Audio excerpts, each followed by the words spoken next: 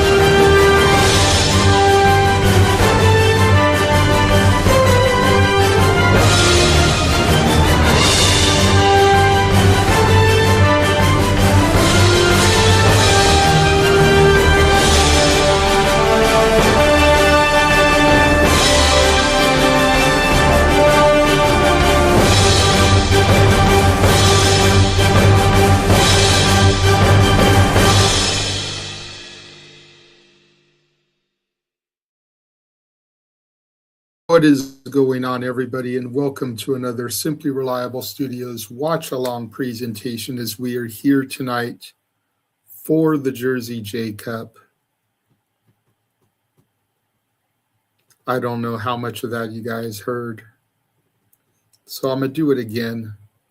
But what is going on, everybody? Welcome once again to another Simply Reliable Studios watch-along presentation as we are here tonight for night 2 of the Jersey J Cup. I am here once again, the Renegade of Wrestling, JJ Williams, waiting for my cohort who decided to sleep all the way up until literally the last minute. James Hebert is going to be joining me. In the meantime, in between time, not really sure what to do here because I don't have my cohort or anybody to bounce off of.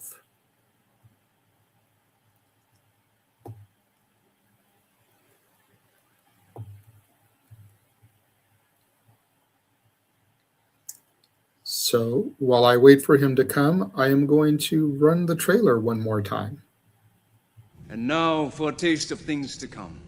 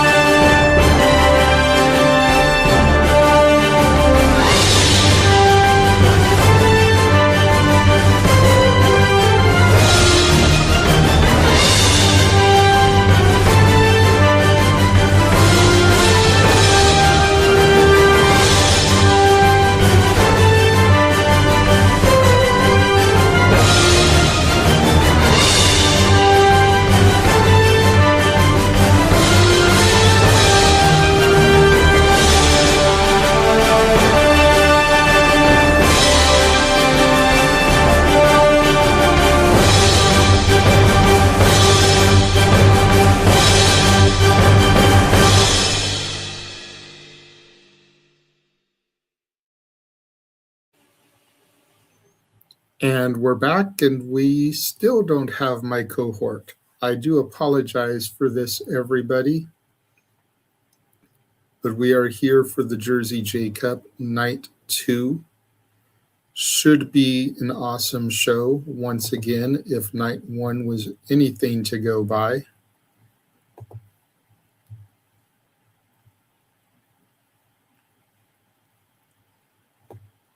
Hopefully a lot of you guys joined us. We'll go ahead. We'll take this opportunity. Subscribe to Rage of Wrestling on YouTube. Subscribe to N Foster 1916 on YouTube and follow him on Twitter. Subscribe to J Hebert Side 95 on YouTube and follow him on Twitter. Follow the WrestleFish on Twitter. Subscribe to the Casa D18 Studios on YouTube and follow Casa D18 Studio, no S at the end of it, on the Twitter. Subscribe to the Jeff Meacham Network on YouTube. Don't be a dickhead. Subscribe to Batty for Wrestling on YouTube. Subscribe to Rangers of Wrestling on YouTube. Make sure you're following the Simply Reliable Studios on X at SR Studios 2024. Lots of big stuff has been coming out on there over the last few days. And make sure you follow our partners at the Wrestle Collective. Subscribe to the Wrestle Collective on YouTube and follow WC Worldwide on the Twitter.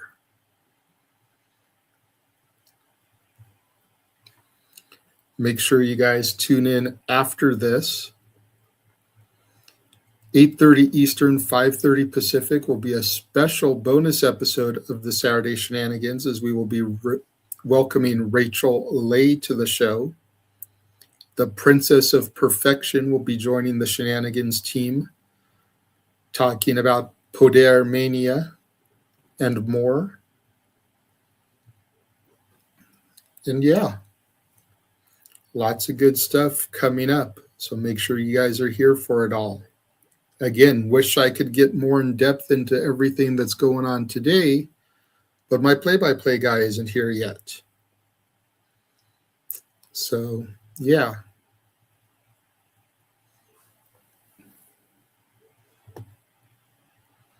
It's times like this I wish I had more ads I could run. Hope everybody is out there doing well today.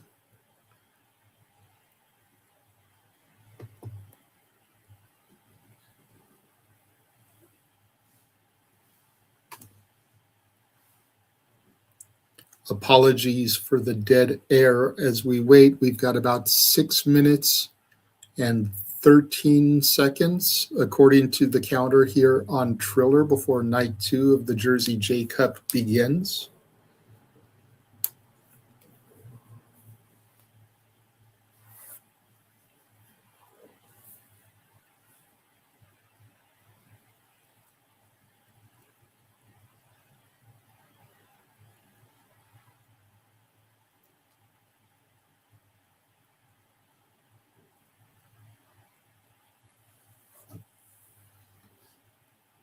Yeah.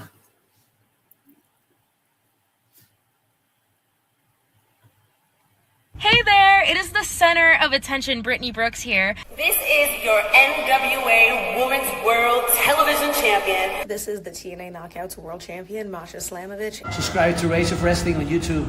Póngase verde. You better subscribe right now ahora to Rage of Wrestling.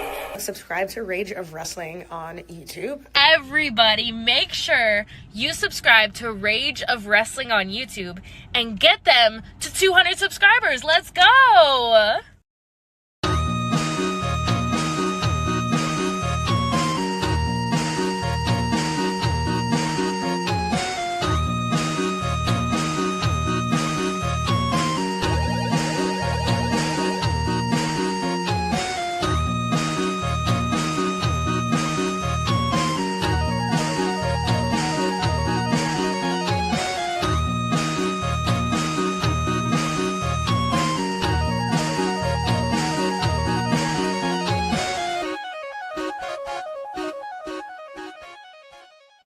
Get over here!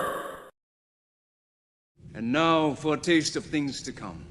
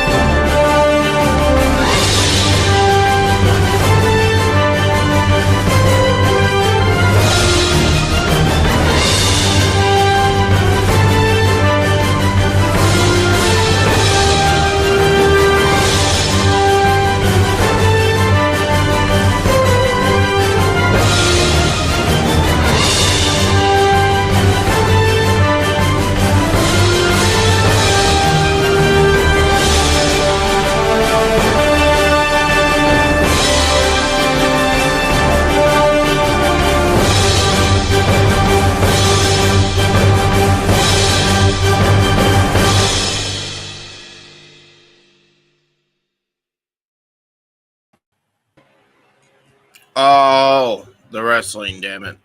Reason I am Icon Man is I'm about to eat food. Like, so I didn't want to look like I ate food on camera. I apologize for the late arrival, everybody. I am sore as a dog from shoveling out a spot for my car yesterday, and I'm really paying for it, and it caused me to sleep past when we were supposed to go live. Fucking joy. And there's more snow on the ground as we speak because New England! I love it here. Can you tell? At least the Super Bowl's not being played there tomorrow. Yeah, you ain't wrong now. I think it's being played up in Frisco in the Bay. Mm-hmm. I wish I was at the fucking Bay. Bet it's warmer there than it is over here right now. Fucking hell. Probably. Anyway. Well, we don't really have a whole lot of time to preview things now. Unfortunate. Yeah. Oh my god. No. We can talk a little bit about this, though. The match that we never knew that we wanted, and we're going to get it. He says he can call you back when? Give me like 3 hours. It should only be 3 hours. Yeah. 3 hours from now, yeah. Yeah. Sorry.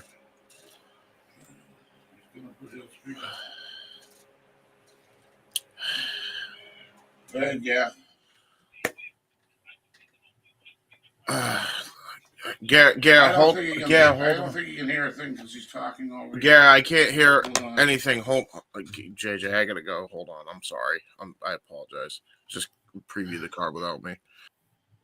Sincere apologies to all of our viewers. This is not like us. You know this isn't like us. I'm actually considering cutting the feed here and just calling it a night until shenanigans at this point, because if I'm not going to have help like I was told I would, then what am I even doing here?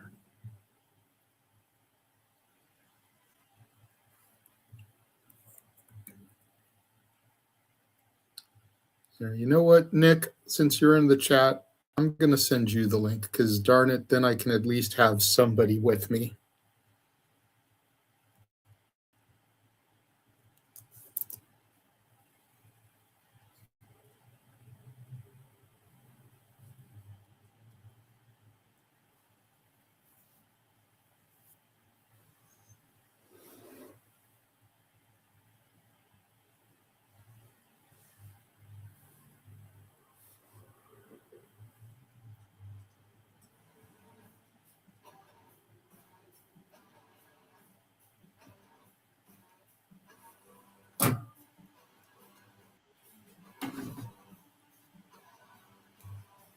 Hey, buddy.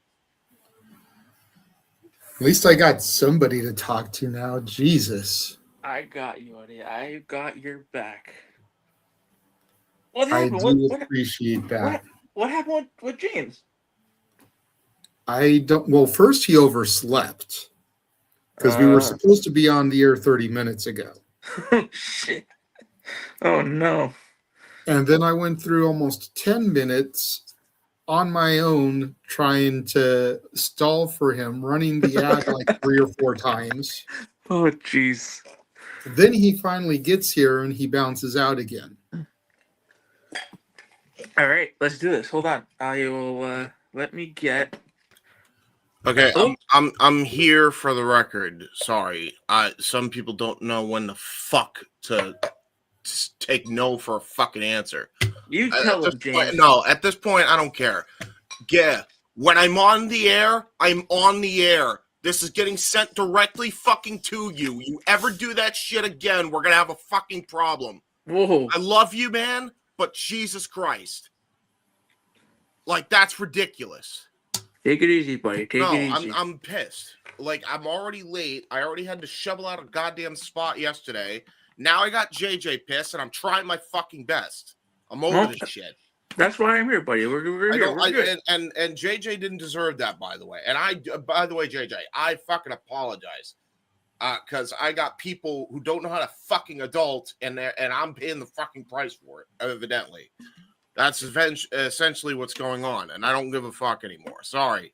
James is crashing out, I guess. And that makes me the fucking bad guy all the time. I'm over it, dude.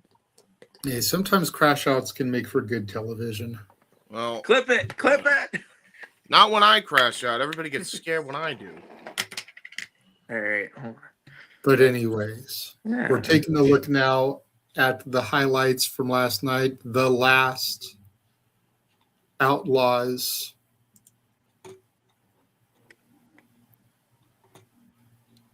All right, let me get on here, man.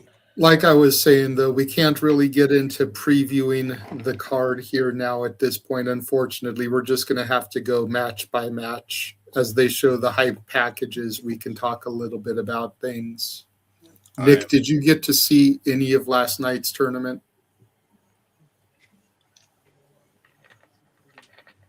Nick. Go, Nick. Nick. Sorry, hold on. What? Just getting stuff in my ear. Mm-hmm. All right. So what's going on, guys? MJ rocking the same hoodie he had on last night. You guys know I miss you guys. It sucks not doing anything for a full week.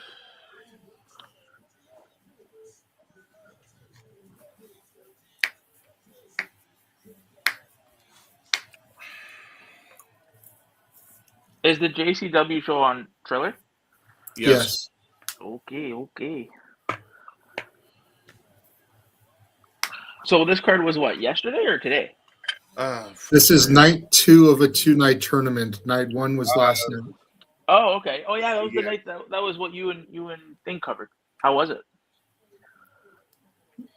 It was good. That's what I was trying to ask you, is if you saw any of it.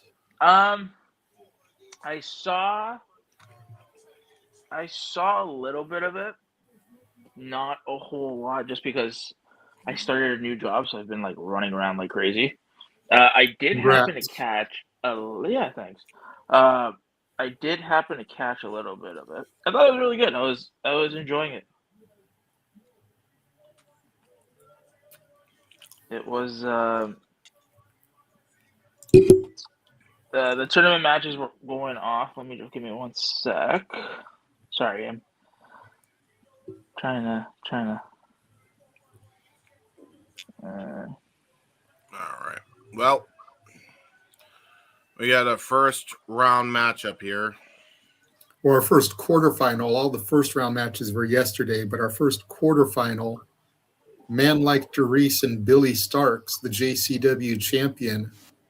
And we learned yesterday Billie is defending the title throughout the tournament, so this will be a title match. Man, I was thinking of it yesterday. What's his face? Sorry, man like Dereiss. He has like and I know like he has a R-Truth vibe to him, but like a grittier R-Truth vibe to him. That's what I was saying yesterday, is I'd like to see like NWA champion R-Truth. Yeah. With like Dereiss. Yeah, like borderline R. He has the R-Truth borderline like the Pope D'Angelo Williams vibe to him. Like the way he looks, like his appearance. It's really cool. It comes off really cool.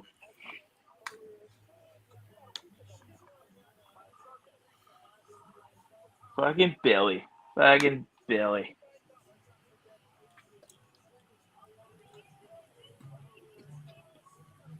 yeah, you guys enjoyed the card. I honestly, I found it to be pretty enjoyable.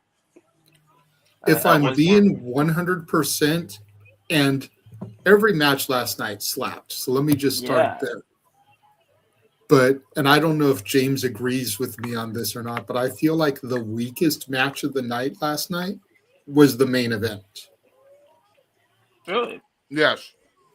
You know, partially because the cage was so shoddy that she had people holding the cage up to make sure it didn't fall down on people. Okay. But like every other match that we had was just banger after banger. And I'm not saying that Mad Dog and Manders didn't go hard, but just in comparison to everything else that we saw, I just feel like that was the bottom of the list. Yeah. And by the way, that's not even taking anything away from Manders and Mad Dog, who actually did have a fucking great cage match.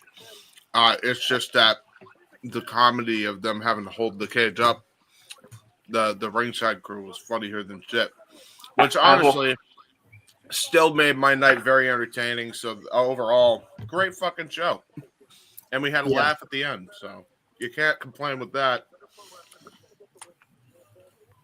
I actually, like James, I kind of, I found that to be kind of funny. I was like, because you're all holding it up. See, match of the night for me was Jordan Oliver and Alec Price, though. Oh, yeah, 100%. And I figured it would be. Right. Tag team champion partners going toe-to-toe. Really Thought we were going to get together. 5 more minutes, and then Sinner and Saint came in to prevent that. Yeah. We're going to end up getting a tag title match tonight as a result of it. Bust in the Brain versus Sinner and Saint. But for right now, the JCW champion is dancing around with the Progress champion, is both person trying to go for that initial collar elbow to assert dominance. Billie with a gut wrench here. Looking like she's trying a German, but Dereiss just too strong for her. Yeah. Let me know when you're done eating, James, so you can take over play-by-play. Yeah, thank you. I hate being sore, bro. I hate being sore. There's a reason I crashed out, by the way. I will reveal the rest of the reasons off air. It is what it is, right? Things happen, shit happens. But we're here to call the action, though. So. Yes. Billie looks like she's getting emotional early on here. Dereiss offering her his hand, helping her up.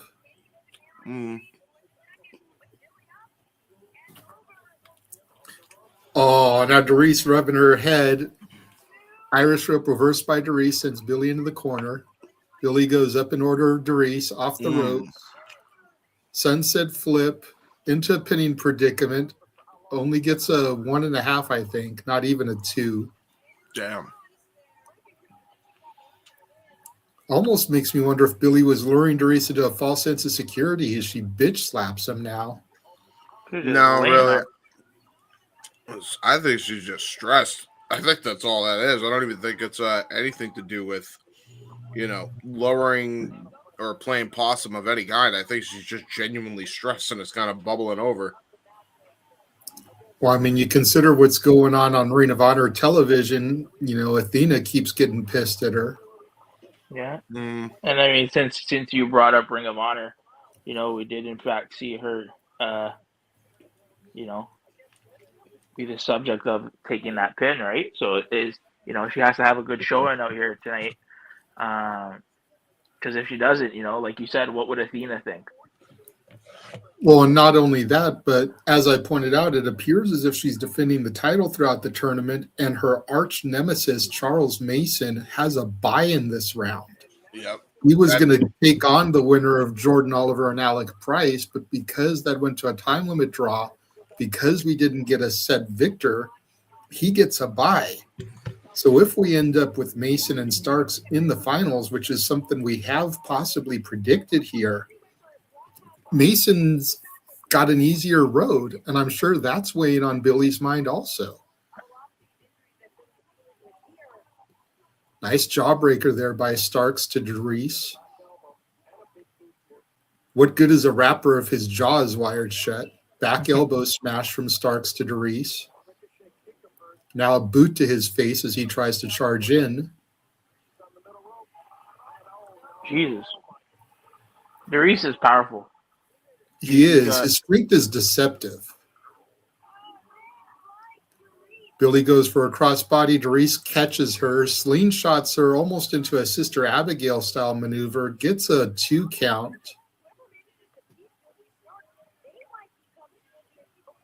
Great offense there from Dereiss. It was actually an end of days, by the way. Shout out What did I say? Yeah. Bishop Dyer.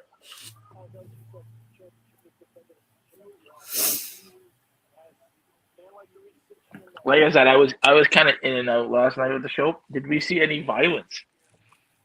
No, nothing too Nothing mainstream, crazy? nothing too major. Just the steel cage. Both men were bloodied. Okay. Dereiss with a sleeper now onto Billie.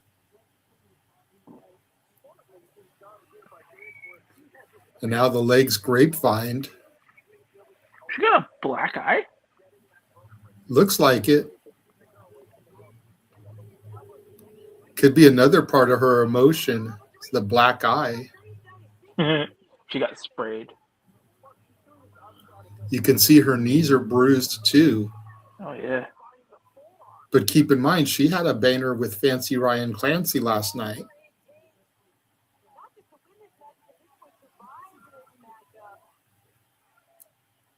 Billie biting Dereiss. Got that hold in really tight. Oh, I'm going to break it. At least trying to get to that rope.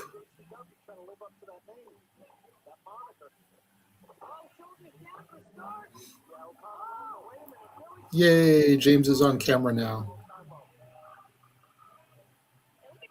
Dereiss with the 2 count. Billie flips out of it, has a sleeper of her own. Look at the intensity on her face, the way she's gritting her teeth as she locks in that sleeper. Dereiss flips it over, gets a 2 count on Starkz.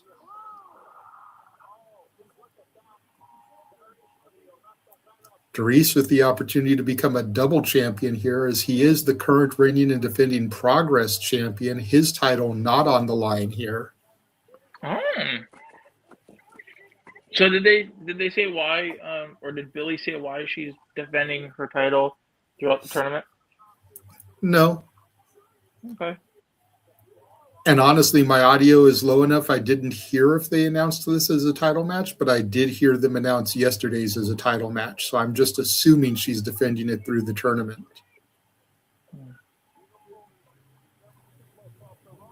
Slingshot German suplex. Gets a 2 count, does Starkz on Dereiss.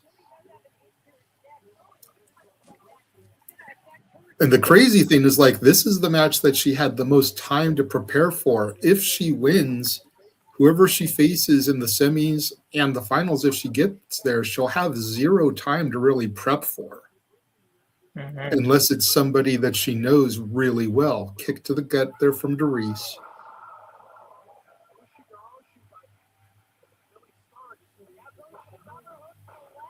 Ooh. Billie reverses into a neck breaker, suplex style neck breaker to Dereiss. Hooks the leg, gets 2, Dereiss kicks out.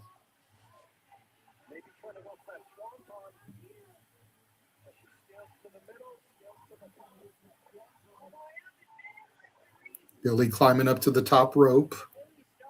Dereiss up, step up enziguri, catches Starkz.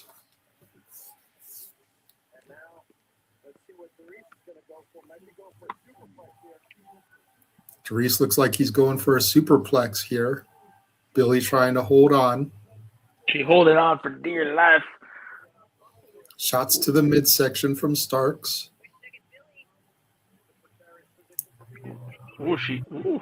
Slides out underneath him. Now Billie Starkz has him set up, looking for a power bomb. Geez, she's strong. Jesus. Gets it. Gets 2. Dereiss kicks out. Can't believe she, like, Dereiss is not a small guy. He's a big boy. The fact that she carried him on her shoulders, like, that's him. Damn, Billie.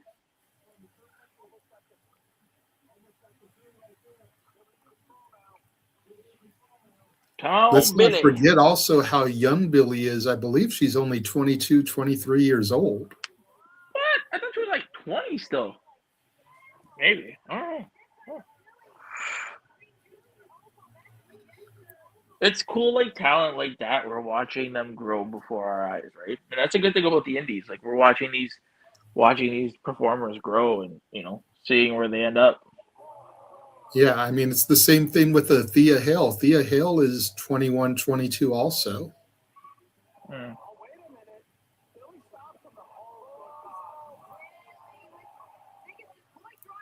Now she's got Darius up on the shoulders once again here, both of them on the rain apron, precarious position. Darius slides off. Darius dumps Starkz on the rain apron. You're muted, by the way, James, still. So if you're saying anything, we don't know what you're saying. Oh, God. Fucking damn it, bro. I'm over it. I'm over it today. I was looking forward to this show, too, and I'm, like, all fucked up. That's okay. That's why I was on the chat, and that's why I saw it. That's why I was like, oh. Yeah. Billie going up to the top rope again. Swanton bomb. Dereiss gets the knees up, though. He's got Starkz set up. Power bomb. Stack gets 2. Billie kicks out. Dereiss steps through, gonna lock her in the sharpshooter. Oh no! Don't do it, Billie. Don't do it. Yeah, Billie ain't gonna tap here. She's too resilient. Too resilient for her own good, some would say. Dereiss has her center of the ring, though. It's going to be a long drag to get her to the ropes. Fingertips away. Dereiss drags her back to the center.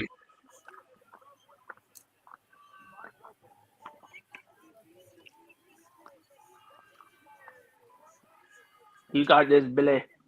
You do it. Oh. Yeah, punch him in the face. Ooh. But Dereiss still has the legs grapevine, so even though she's getting those shots into his face, he still has the pressure on the legs. Yeah, this is going to be a rough one. Oh, God. Oh, that's a rough way to get pinned here. Look at the way. But she still has a shoulder up. By the way, this could screw up Dereiss's knee. Oh, God. Using joint manipulation, though. Oh, small package. 1, 2, 3. She does it. She steals it there. She is pulling a Bret Hart, I'm noticing. She's winning without using her finish. It was very Bret Hart-esque of Billie here. And if you know the history of Bret Hart in tournaments, he did that. He won a tournament match with a different move every match. Yeah, I believe the King of the Ring that he won. He did that. Yes. Billie's pretty crafty, so I can see that being the case. Yeah. Billie's pretty crappy is crazy. But I mean, not crafty, crafty. Grappy, no, I know. Oh, crafty. You said okay. I thought you said grappy. I'm like, what? As in graps? Like, goddamn. Billie Starkz advances. There you go.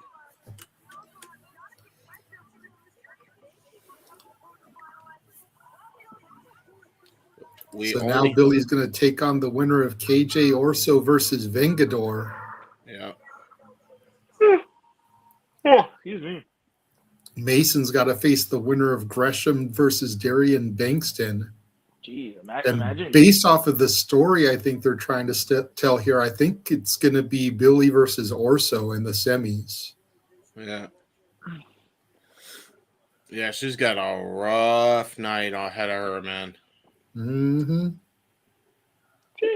I mean, to be honest, either one of those competitors, Vengador or KJ, I would not want to face right now, especially for the title, because both competitors are world class right now.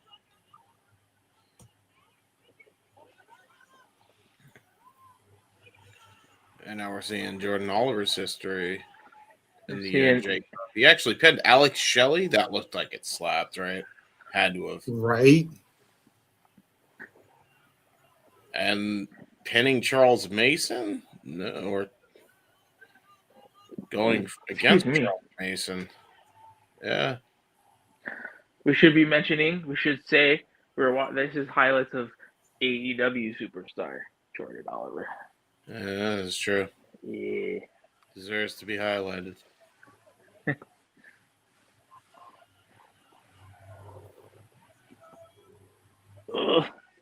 And then Joey Janela. Oh, wow. He defeated a lot of people here. Hey, that's Speedball Mike Bailey. Uh-huh. Speedball. Oh, this looked like it fucked too, huh?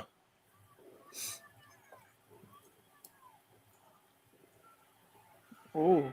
Yeah, I kind of really like that. I want to see these matches now. That's the thing. They know how to advertise matches. Well, whatever year this tournament was, I want to see this tournament now. Yeah, I agree. Oh, there's a save with Conrad fucking ad though, right in the canvas.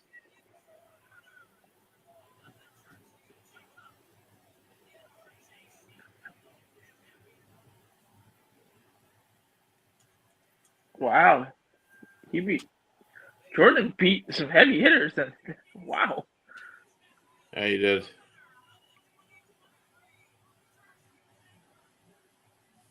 Shelley, Mason, Janela, Bailey.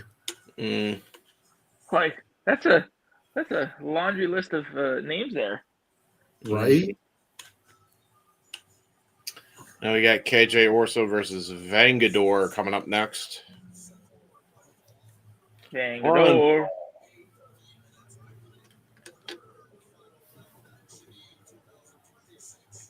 It feels so weird watching. I know it's JCW. I know. It feels so weird seeing GCW stuff, and I haven't seen blood yet. Well, in all fairness, it's a sister company. Yeah, it's different. It's different. Yeah, I know. It's not really that different to me. I mean, well, no, this is it. You can tell. There's just more graps than usual. There's more actual wrestling matches than just hardcore violence. You can tell that JCW is like the wrestling side of GCW. Right. Vengador had a great, impressive showing in the Six Packs match that got him to advance. He had to literally beat five other men already, including Joey Janela.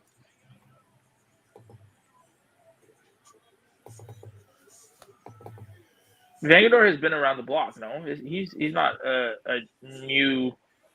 Honestly, I don't know if he's new for us, but it seems like he's been around for a while. They said he traveled Mexico City a few times, so I assume. I think yesterday they said that he's got like close to 20 years experience. Yeah, he wrestles like it was 20 years ago. The way he fucking goes, though, so nuts. Like that match last night was amazing. It was like usually a six-pack challenge is like, oh, it was nice. No, that one was very good. Like that was a fantastic matchup. Here we got KJ Orso. Yes, Mr. He doesn't want to be called Fuego, but I will always call him the former Fuego because it makes him mad, and he's an asshole, and he deserves it. Asshole. Okay, maybe not 20-something years, but close to 15 years. He started his career in 2012. Vengador? Yeah. Yeah. Wow. Was he in like any of the big promotions or? I don't think so. Maybe like one-offs, like he may have done episodes of Dark or Elevation or like Heat, Velocity type of stuff. Oh, Jesus. Oh, here we go. Here we go. Well, we're not wasting time. Gage is like, I got a tournament to win. Try to choke out Vengador.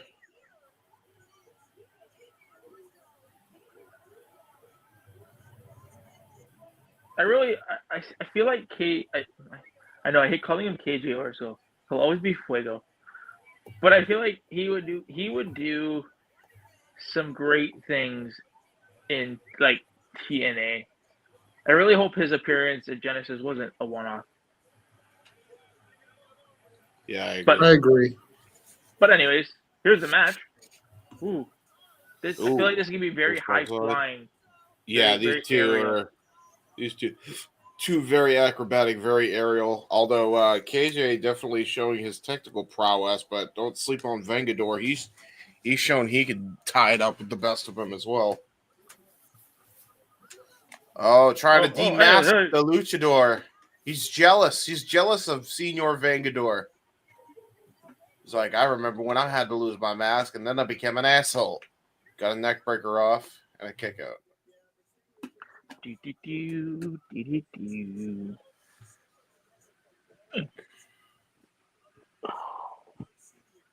Drop Kiku. Right to the upper back, into a cover. There's two, and a kick out.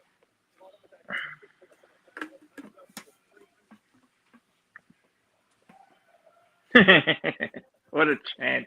We want Fuego. Hey, listen, me too. What a chant.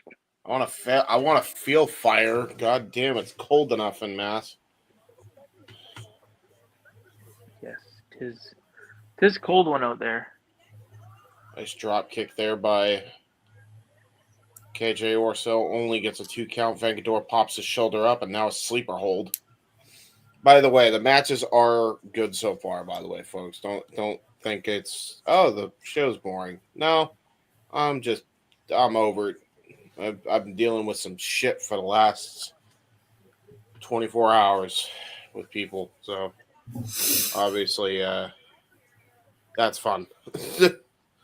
So I'm kind of just tired. So I will do my best. KJ may pick up the slack where I am lacking. Nice test for my throwing forearm smashes. Now KJ biting at Vengador. Bite him. I would say he's taking a bite out of crime here, but he's not really. Ooh. He's the criminal. Rising knee strike though. Spreading a ball into a cutter, dude. Holy fucking sell job by KJ. Into a cover and a kick out there by Mr. Orso. That was a great cutter. Mr. Orso is just mollywopped here.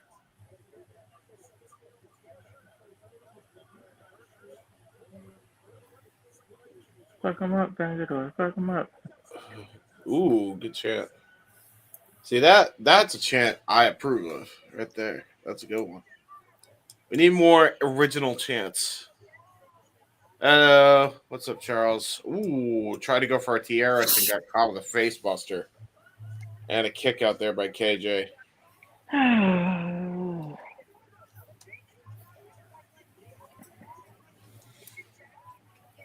Good action so far between two guys, as these two individuals, as we expected it was going to be.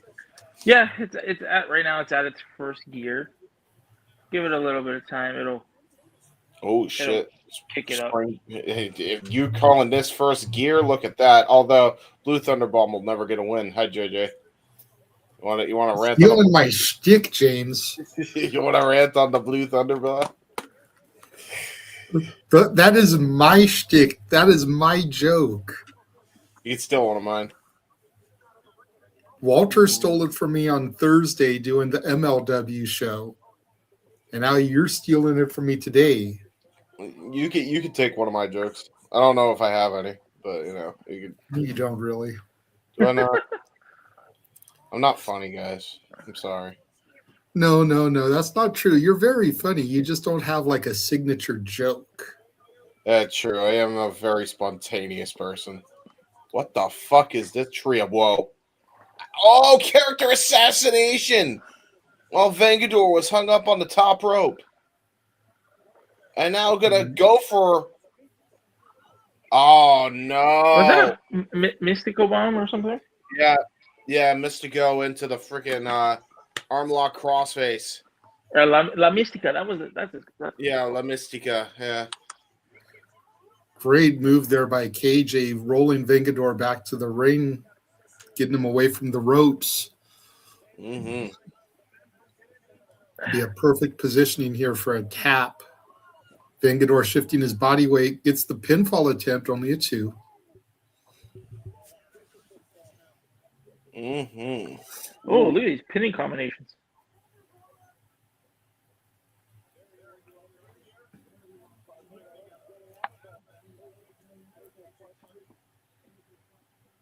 First chop.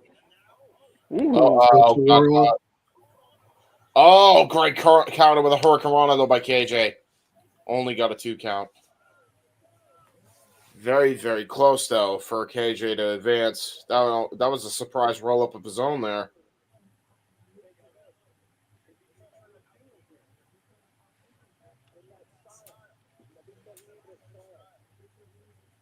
Now both men getting up. KJ with a running start.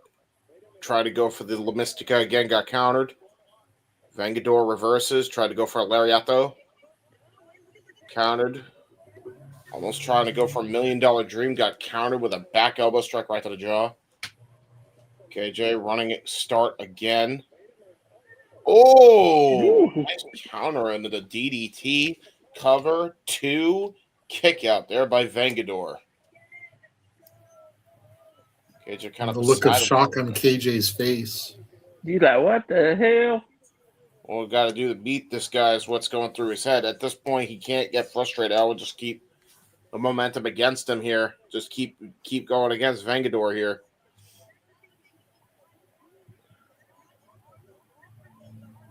KJ asshole chance. Typical. Setting up for character assassination. Reverses out of it. Rolls through. Uh-oh. Oh, what a buckle bomb. Shoulder roll into the buckle bomb by Vengador. That was very nicely done. Oh! Alley-oop into the cutter. And only garners a 2 count. Honestly, that I thought that would be it because that was a snappy cutter.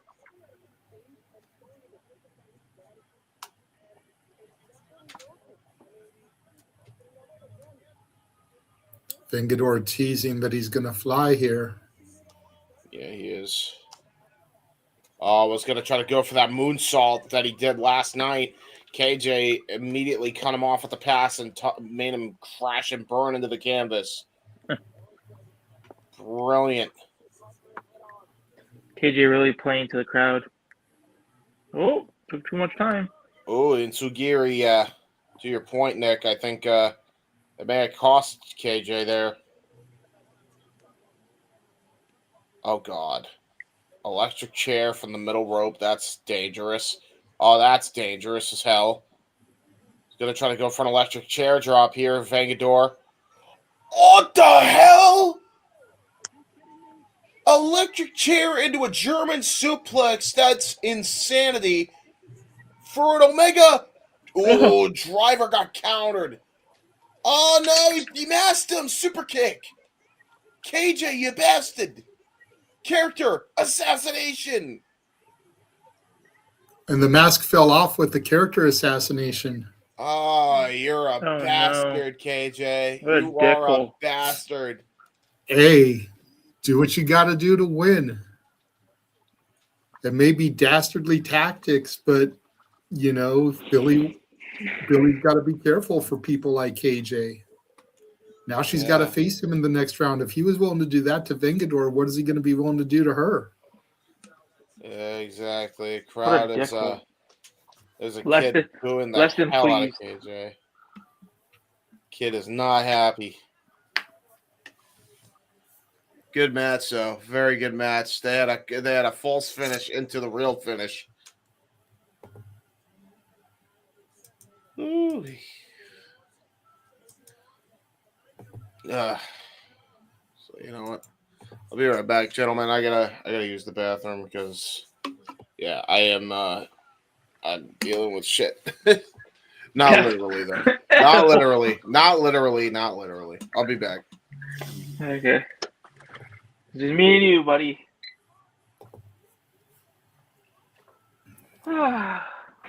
And just for everybody watching, for the record, like, yes, Triller is showing updated brackets, but I've got Triller Cast on my TV right now, so I'm making the bracket on my own, updating it. So JJ's putting in the work, y'all. that's right. So show that love and support. There you go. Check out our But that's YouTube what we're channel. looking at now.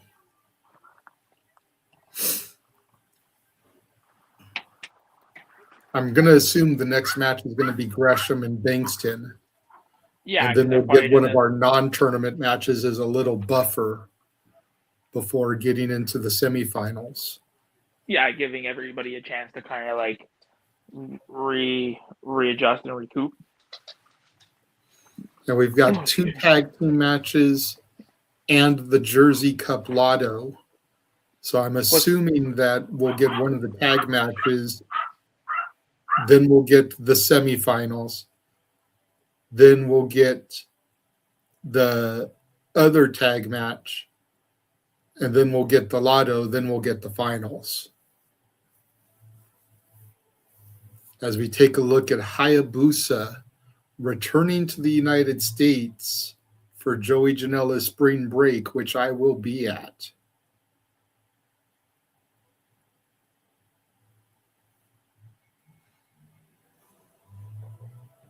There's a lot of shows that this year the SRS are going to be at, no? Oh, yeah.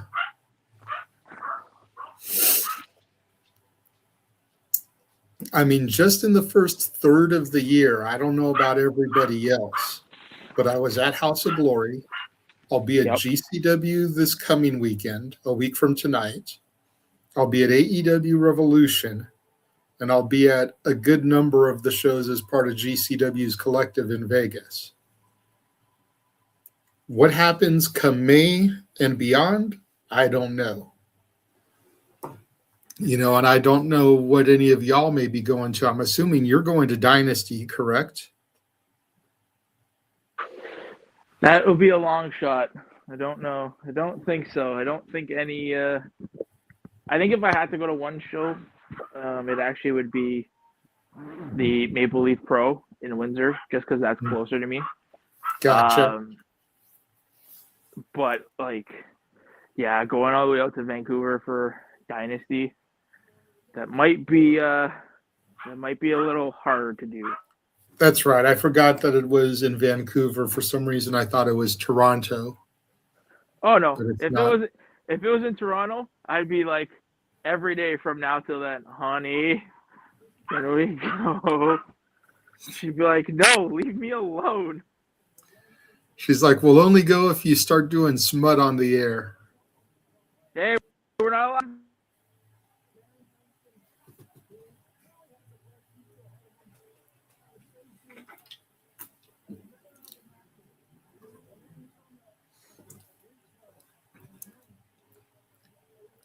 Darian Bengston making his way to the ring now. Dude had a hell of a match last night.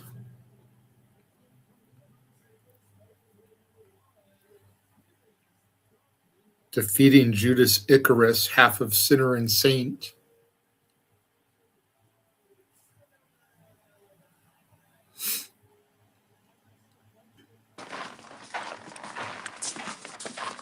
Hold on, JJ, I can't hear you, so I gotta back out and go back in. Okay.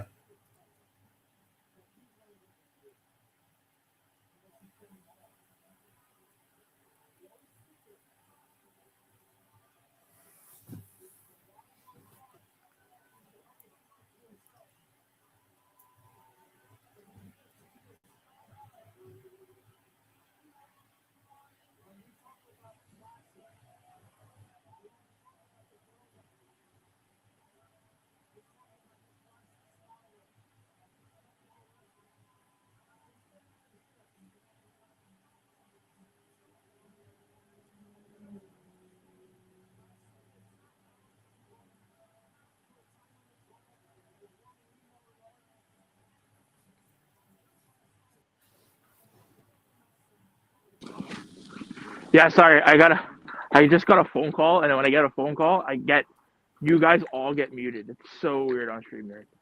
Gotcha. Jonathan Gresham making his way to the ring now. Defeated Adam Priest yesterday in the opening round. See, okay. The MLJ handshake to the referee. You might think I'm crazy. I really didn't enjoy the Gresham Priest match. How come? I don't know. I didn't feel interested in it. I don't know why. It didn't grab me like I thought it would. I hear you to a certain extent because I know that last week was Superpower Slam, and to a certain extent yesterday, Ryan and James were unimpressed as well. Yeah. But what you have to remember in all this is these are Gresham's first matches back since suffering a stroke. Yeah. So he's probably not trying to go 150% like you would normally get from the octopus. Yeah. Because he's still testing his limits. Yeah, I think wasn't that his like second match back? Yeah, to my knowledge. Yeah. And here's number 3. And I could see him going down here, putting over Bengston, just so that he doesn't have to go that deep in the tournament. If he survives this, I don't think he's getting past Mason. No. I can't see that either. I think Mason, like you said, just coming back 4th match in, I think Mason will definitely take advantage of that. Especially, multiple matches in one night. Yeah. After recovering from a stroke. Like, to Gresham's credit, he's taking the bookings, he's getting back out there, but I'm not expecting, for lack of a better term, real Jonathan Gresham. Yeah. For another few months. Right now, I think we just get this more playful Jonathan Gresham who's like, hi, guys, I'm back. Did you miss me? We're going to take things a little bit easy because I don't want to have any issues, Yeah, no, I can't. I agree with you completely on that one. I'm gonna have to bow out, guys, because I am being basically told I got to be off, which is fucking aggravating as shit. I was really looking forward to this, and now I can't even call the ending of this fucking tournament because of bullshit in life. Hopefully this tournament ends at a reasonable time then, because I do have the interview at 8:30, so I have to be off here by 8, whether this tournament is over or not. Great.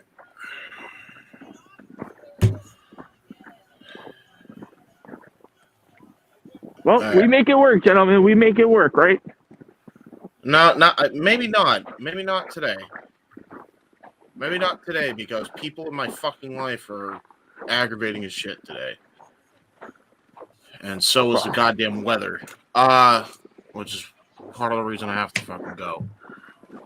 I'm gonna try and come back here at least by 7. So that way you can get off, JJ. I'll at least call the ending of the tournament.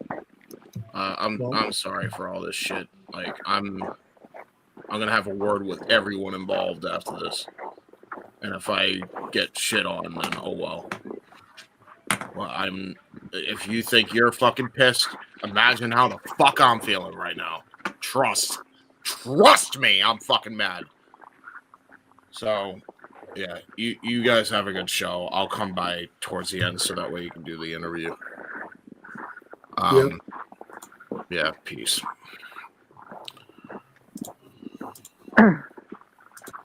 All right, and then there were 2. So, JJ, you were talking about an interview.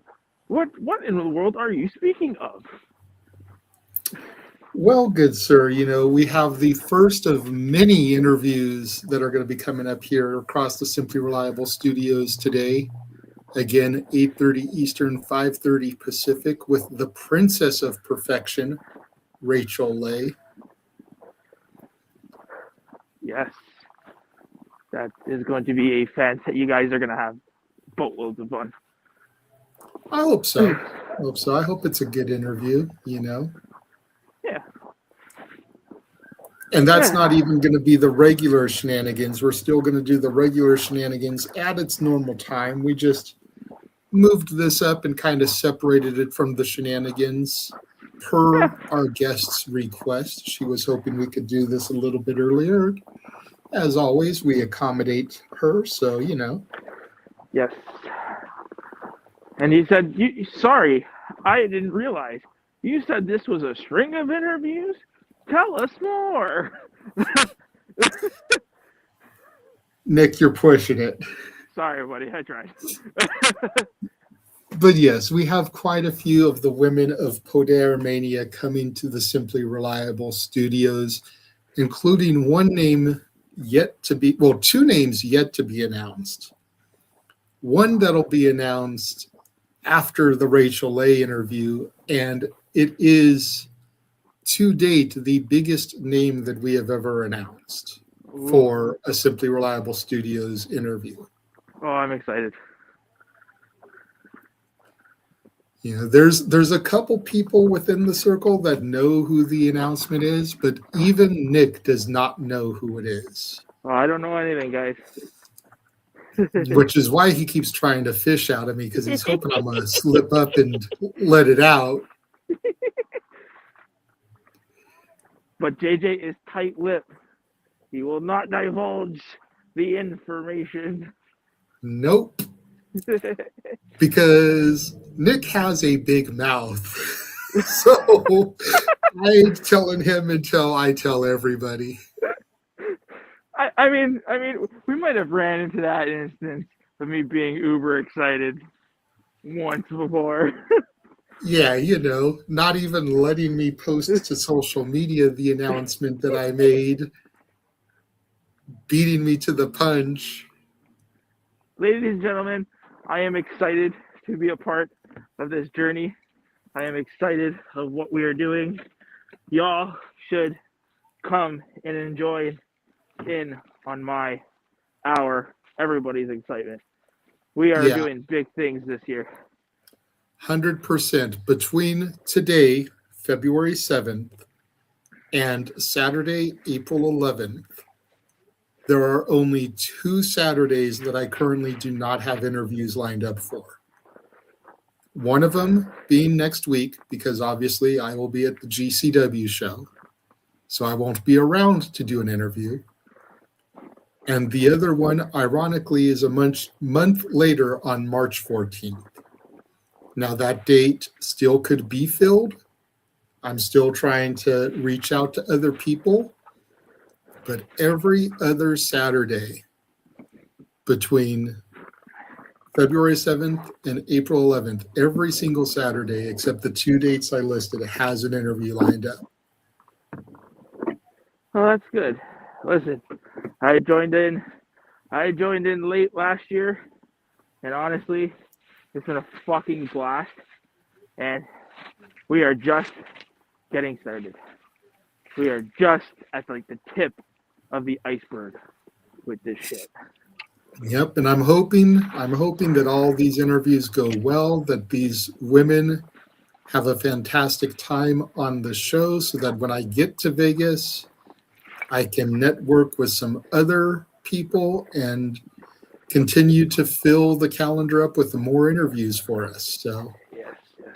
Great chain wrestling here. Let's not forget we do have a match going on. Yeah, sorry, between Bengston and Gresham. I am notorious for going off tangent, people. Let's get back on it.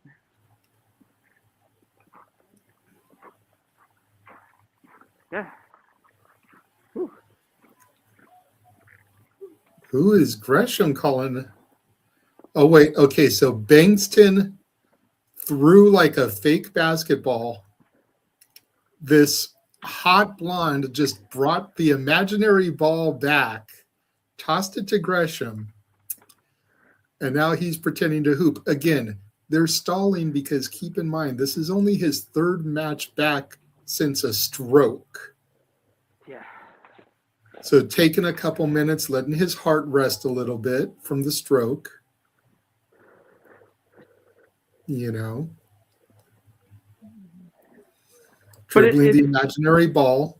It feels natural though, right? Like it's not coming off as, I mean, to me at least, it's not coming off as if they're stalling. It's actually coming off like they're playing to the crowd, right? But this isn't Jonathan Gresham normally. He's not usually this comedic. No. Which is why it throws a lot of people for a loop here. Yeah.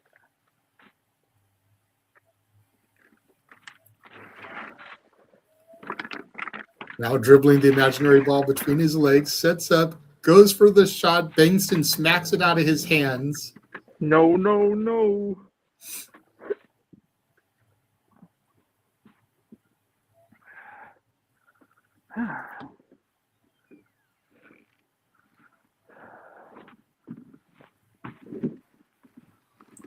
Now an arm rainer to Gresham.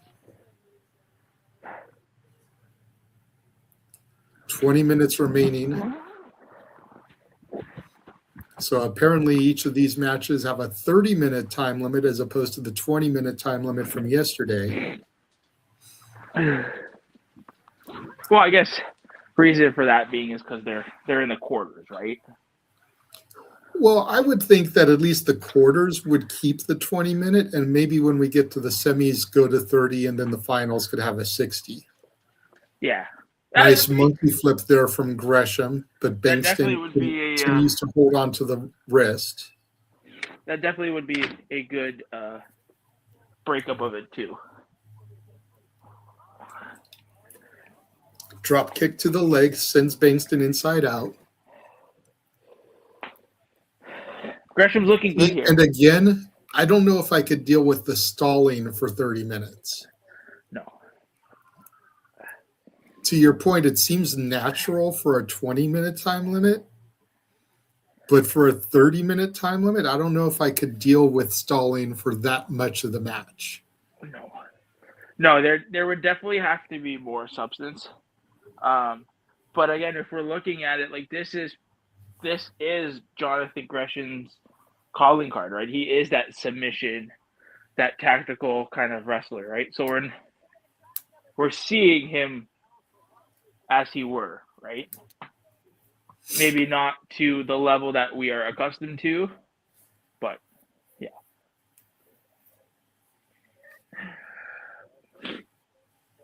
Bengston with a neck crank on Gresham. Gresham trying to get it broken. Bengston using his size to his advantage.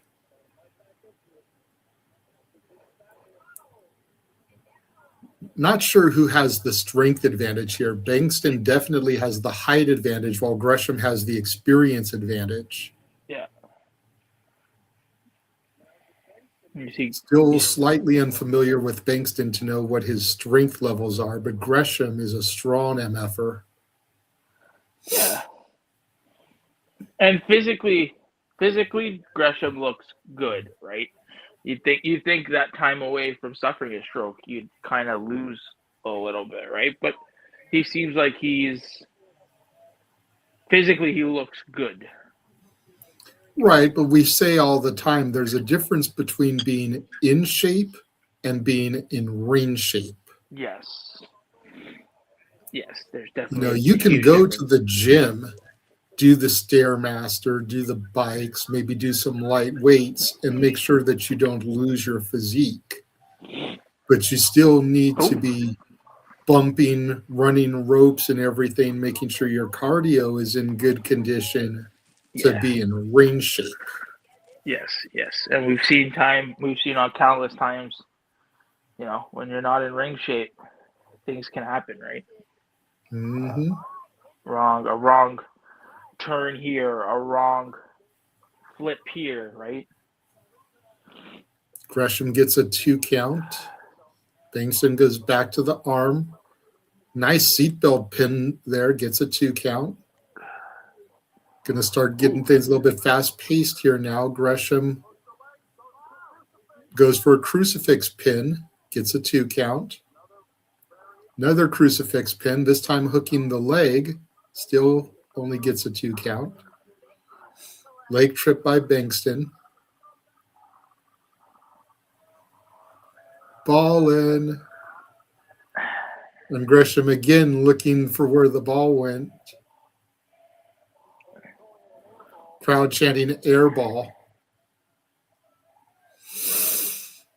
Yeah.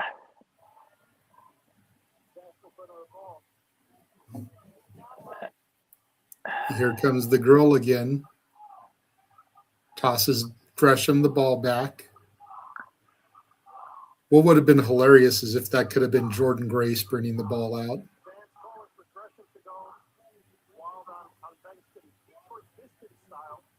Okay. This is, yeah. Referee perched on the turnbuckle, making the basket now for Gresham to shoot into. So checks the ball to Bengston. Hold on. Let me call this. Bengston dribbling the imaginary ball now. Gresham shoots in, tries to get the ball. Bengston hot dogging. Slam dunk on the referee. And now Bengston helping the ref down. Goes back to the match. Figure 4 leg lock applied. Rolls it over. That would have been cool. But he's wearing a soccer jersey. Oh! And Bengston taps. Wow. Gresham just won this via submission.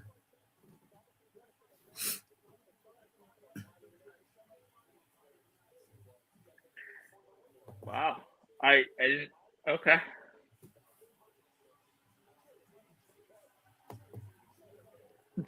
Okay, so just my 2 cents. That the beginning kind of fake out that they were doing, it was good. That second one, I think, was a little bit too much. Yeah. Oh, the imaginary basketball spot? Well, I mean, the first imaginary basketball spot was good. I think the second one, the fact that the ref going up top and making the hoop, and yeah. I thought that made it a little bit funnier because now they're getting more involved. It's like, how can we make it different from the last time?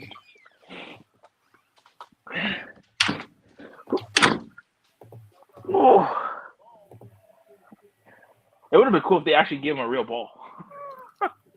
Gresham dribbling the ball now.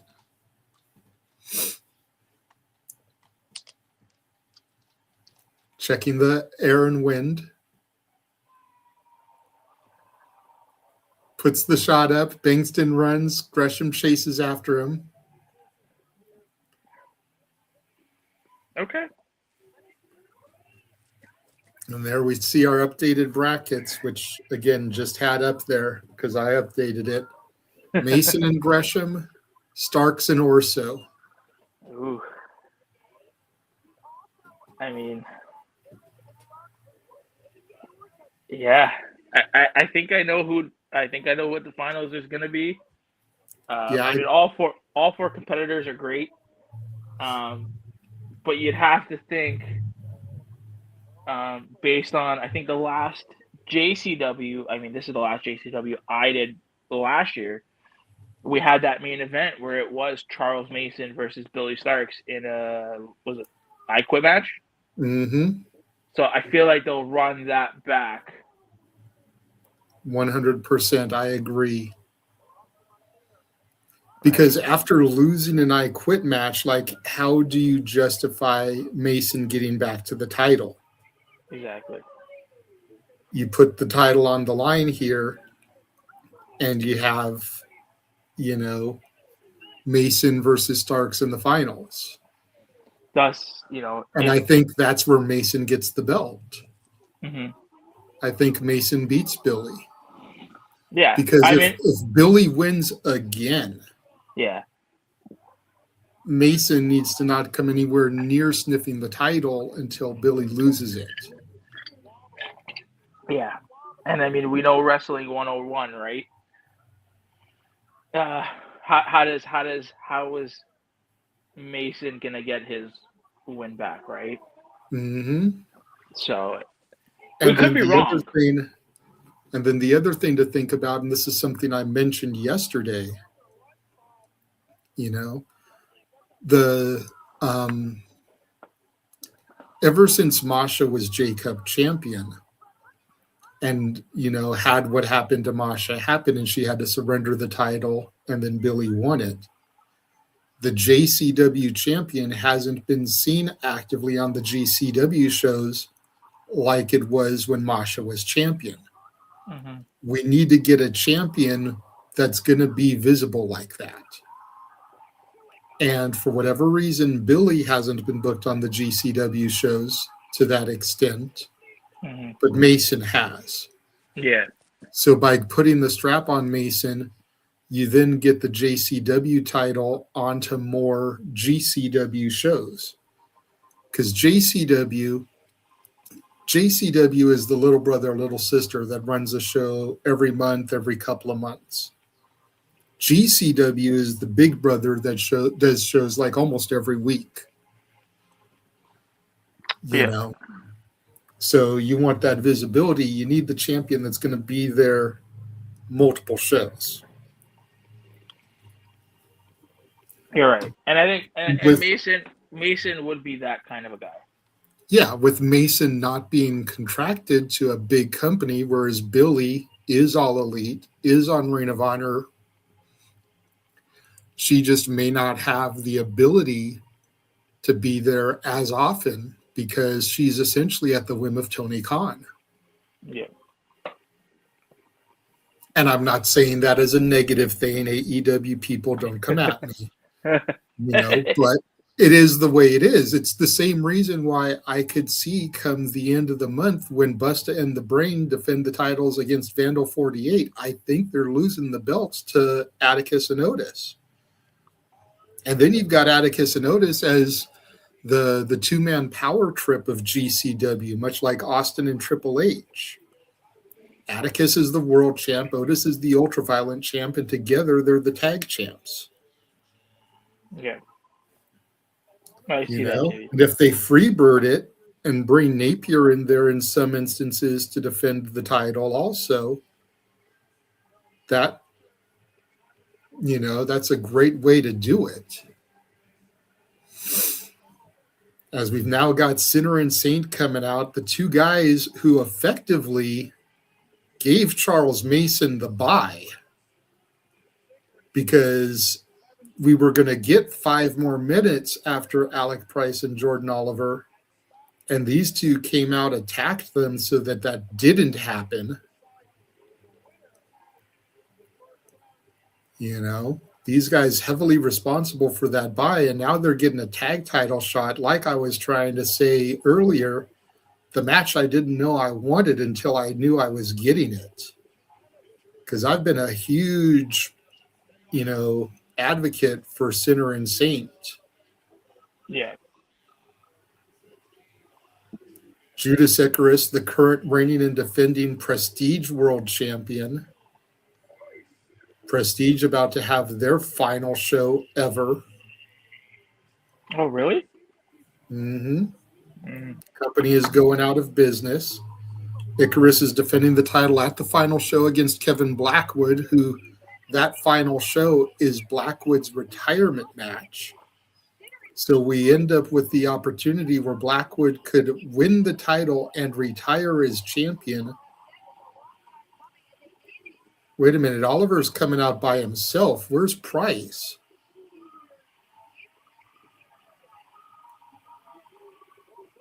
No.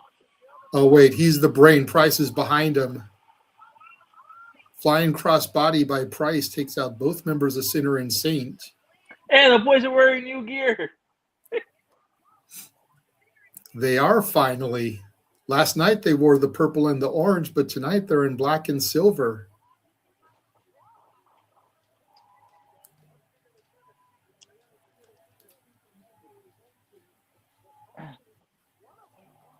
think the AEW paycheck is finally coming in. Right? Cleared the bank. Uranagi from Oliver into a leg drop to Icarus. Hooks the leg, gets a 1.5 count.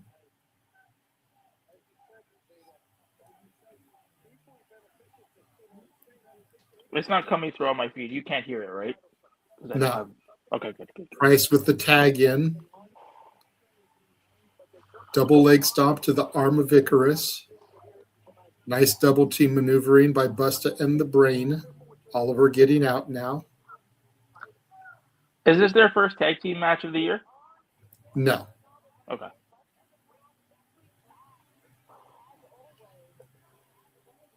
I don't think so, anyways. I could be wrong. Pretty sure they've had a match on AEW television since the year started. Yeah. No, sorry, I meant on the independents. Independents. Because we do know that they have had matches in AEW, but that's not no here or there. I'm just wondering if they've had any matches in on the Indies. Pretty sure they have, yes. So Sinner and Saint, can you tell me? I don't really know much about Sinner and Saint. That's crazy because they're Canadian, eh? Ash, I think you know all about them. No, I don't. Sinner and Saint, Judas Icarus, Travis Williams. Travis Williams is the bald one. Icarus is wrestling barefoot with kick pads a la Mike Bailey. Former TNA stars, don't know if they're still part of the company or not. Former members of the Northern Armory with Eric Young.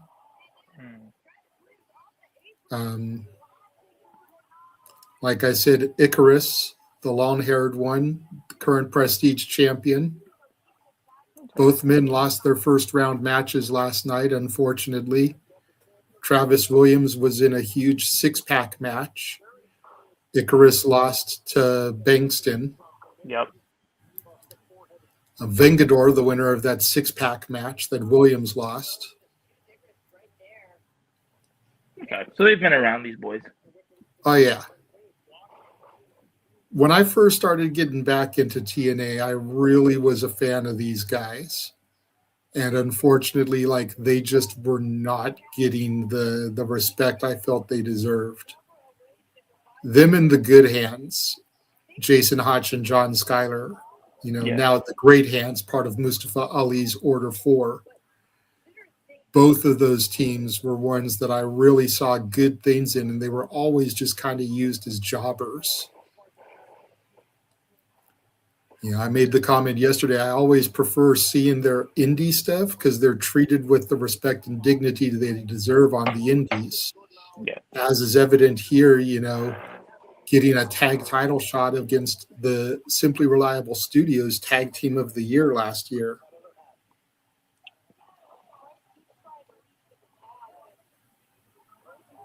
Ooh. That was a nasty arm drag. And you can see, sorry, who did you say the bald one was again? That was Travis Williams.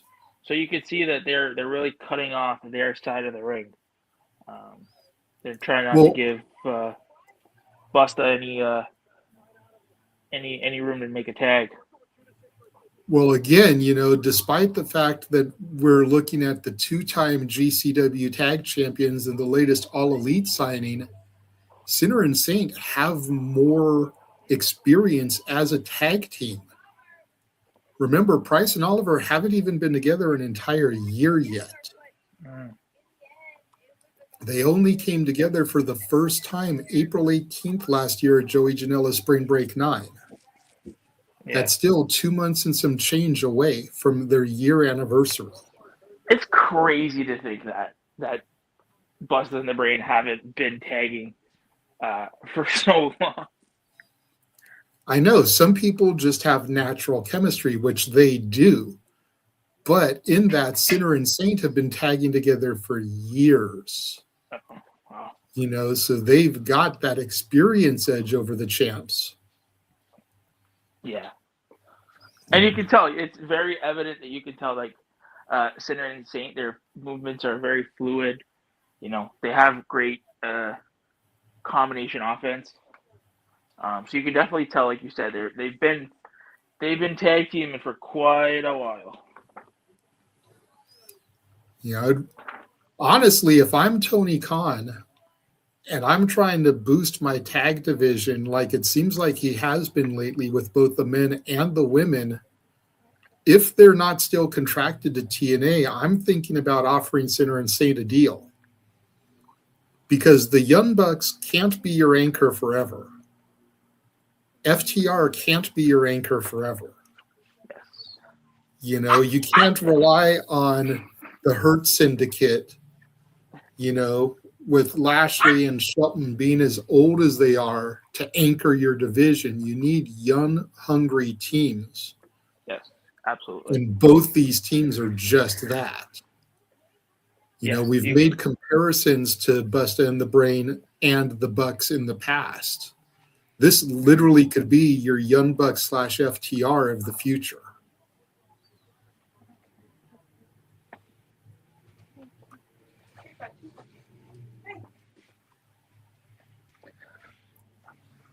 You know what I mean? Yeah, no, I definitely get it.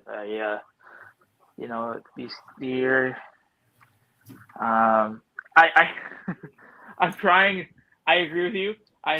You know me, when talking about this stuff, I can go on forever talking about. And I appreciate you not. Let's not go down the rabbit hole, and let's not go to your brand split gimmick, because we don't need to go there. But yes, I agree with everything you said. I do. I'm pretty sure all four of these guys are under 30. Yes. 27 and 26 respectively for Price and Oliver. Oliver, the younger of the two. Yeah. Not sure about the ages of Williams and Icarus. Mm-hmm. Went for the super acid bomb. Price went flying. Williams with the arm submission. Double kick to the midsection by Busta in the Brain on Williams. If you guys know me, you guys know that I could talk about AEW and rosters and all this shit for hours. Hence why I'm trying not to. But yeah, like I said, I agree with everything you said. Yeah. Yes.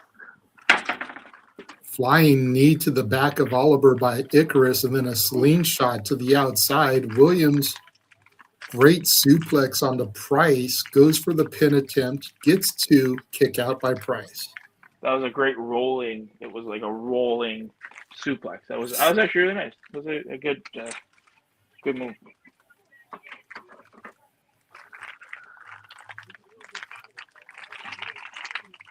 Icarus gets the tag from Williams. Busta still in the ring.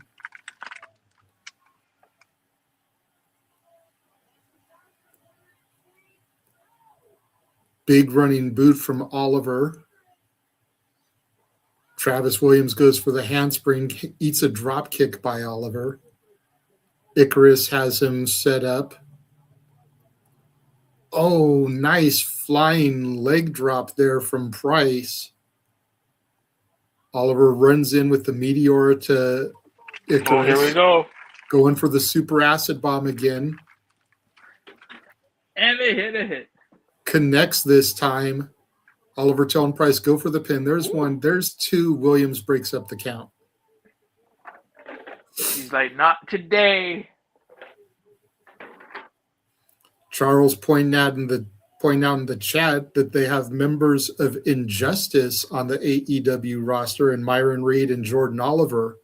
So if TK wants to do the Rascals versus Busta in the Brain, it would be interesting, considering it would end up probably being Myron and Dez against Busta in the Brain. Although I say still go for MSK, do Dez and Wentz. Well, I think they were getting that. No, are we getting that? No, we're not getting that tonight. No, yeah, we are getting. You're right, though. You could do that. There's a lot of different things you can do. But, I mean, like, just to highlight this match, these guys are hooping. They're They always do. I mean, since you've been tuning into these, Nick, have you seen a bad Busta in the Brain match? Oh no, man. No. And you've never seen Sinner and the Saint. No. What do you think about them? They're good. They're good. Like I said, they have that. You can definitely tell that they have that chemistry. Like they've been doing this for a while. A lot of their combination offense is really good. This is Icarus in the ring right now, right? Yeah. Yes. The fact that he has like that, he has a gothic speedball Mike Bailey look to him. Phenomenal forearm there by Oliver. Handspring clothesline from Williams. Ooh. Springboard clothesline from Price. Everybody down. No, they're really good. Whoever gets up first will probably have the advantage here. Yeah, I wonder who. Yeah, no, they're impressive. They're very impressive. Sinner and Saint. Yeah.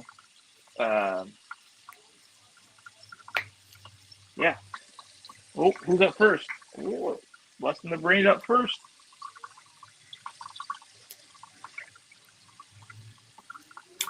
Well, but Icarus got the tag first. Oliver's still trying to get to his corner. Williams dragging Oliver. Oliver's still trying to get to Price, but Williams holding on, preventing it. Elbow smash to Williams. Nope. Still unable to get there. There you go. Finally get the leapfrog over Williams, and here comes Price, the legal man. Icarus comes in illegally. We got the Brain going rough shot on both of these fellas. Ooh. Price getting ahead of steam here. Nice spinning back elbow. Drops Icarus. I can't wait. And this is a testament to how far I think these boys have come since I've tuned into Bustin' the Brain. Like, I can't wait until they have a proper match with like you said, with the Young Bucks and FTR and those guys. Like that's gonna be something. A true test. Yeah. Like, and this is the only thing I'll say about AEW or any other major promotion because we're trying to focus on the show. What we saw in the beginning, that was kind of their test run. Can't wait to see them getting in there and really mixing it up in the tag team division. And I will leave it at that. See, it's okay to talk about it if it's relevant. We have two AEW superstars in the ring. Yeah, but then so it's kind of relevant here, as long as it doesn't take away from the match. Exactly. Nice German there from Travis Williams to Oliver with a little bit of an alley-oop from Icarus. Tag made. Icarus now legal. Price in the ring by himself. Sinner and Saint going to look to isolate him like they have been all night. I think if you really want to know what my thoughts are in AEW and rosters and everything, come and watch our shenanigans. You'll hear me about it quite a bit on there. Oliver got the leg of Icarus, wasn't able to get the double team moves.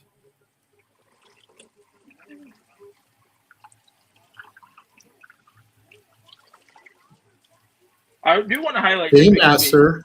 Ooh, that was a nice move. Oh, here we go. Ah! Tope con hello. Oliver with the roll through. Only a 2 count. Oh, another one. Sunset flip attempt. Gets a 2 count. Crucifix pin. Ooh. And that's it. That's the 3 count. Wow. Oliver retains the titles for Busta and the Brain over Sinner and Saint. Nice. I mean, you'd be crazy not to keep the titles on these boys, right? They're, yeah.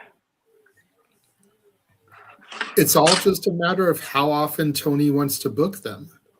Yeah.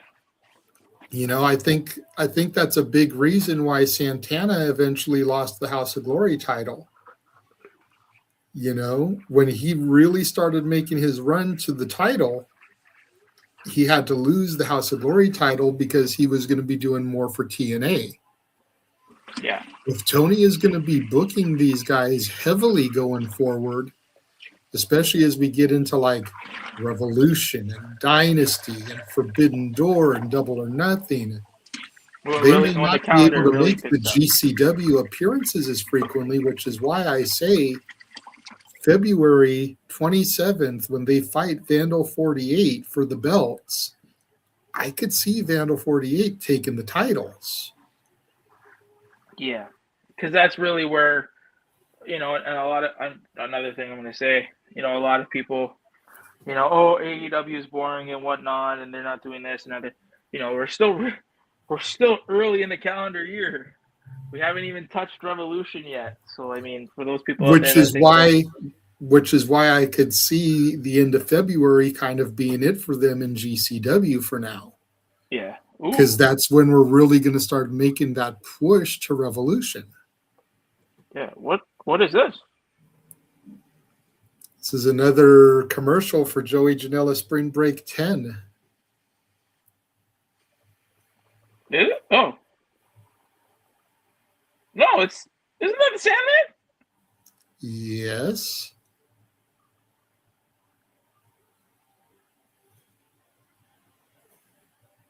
What does Sandman have to do with Joey Janela? Just keep watching, bro. Oh, shit. Okay. All right. I'm surprised you didn't know about this already.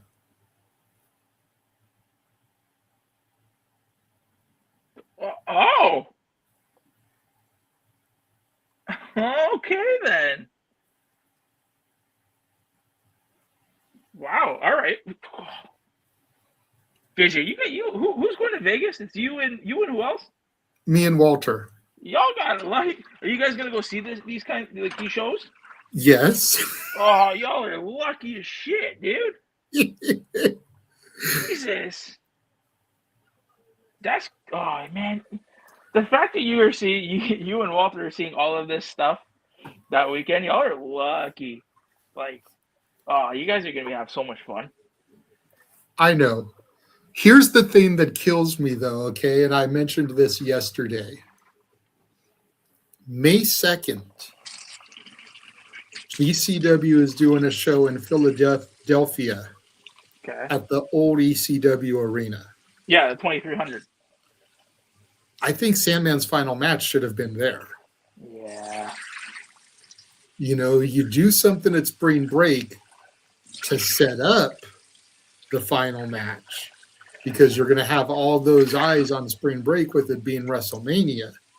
But then you do the final match at the old ECW arena. Yeah, that would be really special. And I'm thinking they could still pull it off, because you have I know it's GCW and there's really no disqualifications, but you have a schmozzy finish, a no decision. Maybe neither man answer a 10 count or something, whoever his opponent is. Yeah. Or you get a time limit draw. Yes. Okay. And then you set it up for the rematch to run it back. We have to have a decision. We're going to run this back at the 2300 at the ECW arena. Oh, that'd be... I wouldn't even be disappointed. You got your booking hat on.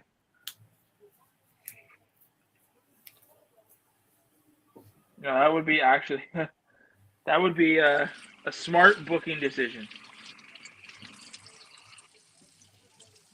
You make too much sense with that there, JJ.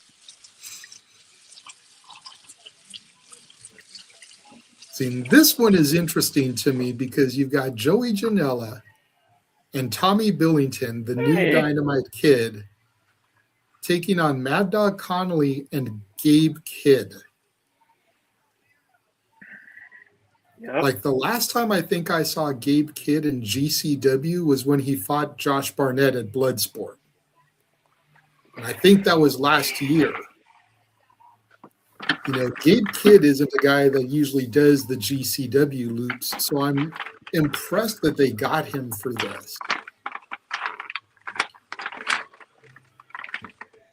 It almost makes me wonder if they're going to use this as a way to set something up for Spring Break. Yeah, and have Joey Janela versus somebody. Yeah, that could be a case. Have Joey Janela versus Gabe Kidd at Spring Break. Because if they were going to do Janela versus Sandman, I think they would have announced that. But Janela's been tweeting like, who's the opponent going to be? You know, I don't want to speak for Joey Janela or the man behind Joey Janela, but I think there may be a little something that still weighs on his conscience in the fact that he literally had Sabu's final match because Sabu passed away a couple weeks later. Yeah. And it would You know, be, and I don't that'd be know. really nice. You know, I think some of that still kind of weighs on him, so I don't think he really wants to have the Sandman's final match. Even though egotistically, since it's Joey Janela's spring break, it would be very easy to just book himself in that role. So maybe do Janela versus Gabe Kidd so that somebody else can have the match against the Sandman. Whether it's Tremont, whether it's someone like a Too Tough Tony from Juggalo Championship Wrestling, which Juggalo Championship is going to be part of the collective. Too Tough Tony comes to the ring and pours alcohol in the fan's mouth, much like the Sandman used to do with the beers. So there's a little bit of similarity there. You know, there's a few different people it could be. Maybe it's a Bear Bronson type. Yeah, I can see Bronson doing it. But I think if it was going to be Joey, they would have just announced Joey Janela versus the Sandman. Yeah, but who knows? Maybe it goes to your point where you said, right? They do something at spring break where it's not his final match, and they just set up for the ECW arena. I feel like because that'd be just wasting a monumental chance at something special. Yeah, like it's stared. Connolly wearing that bandage right because of the blood that he lost last night in the cage match. Ah, okay. Gabe Kidd with the tag goes right after Tommy Billington on the ring apron.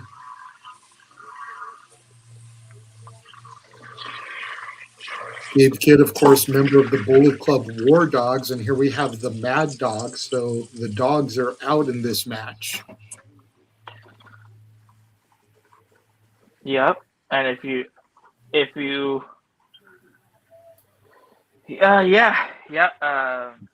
the like you said, the Bullet Club War Dogs, you know, that leaded by Finley. It should be if you've watched the major wrestling promotions out there. I feel like there's things going on behind the scenes that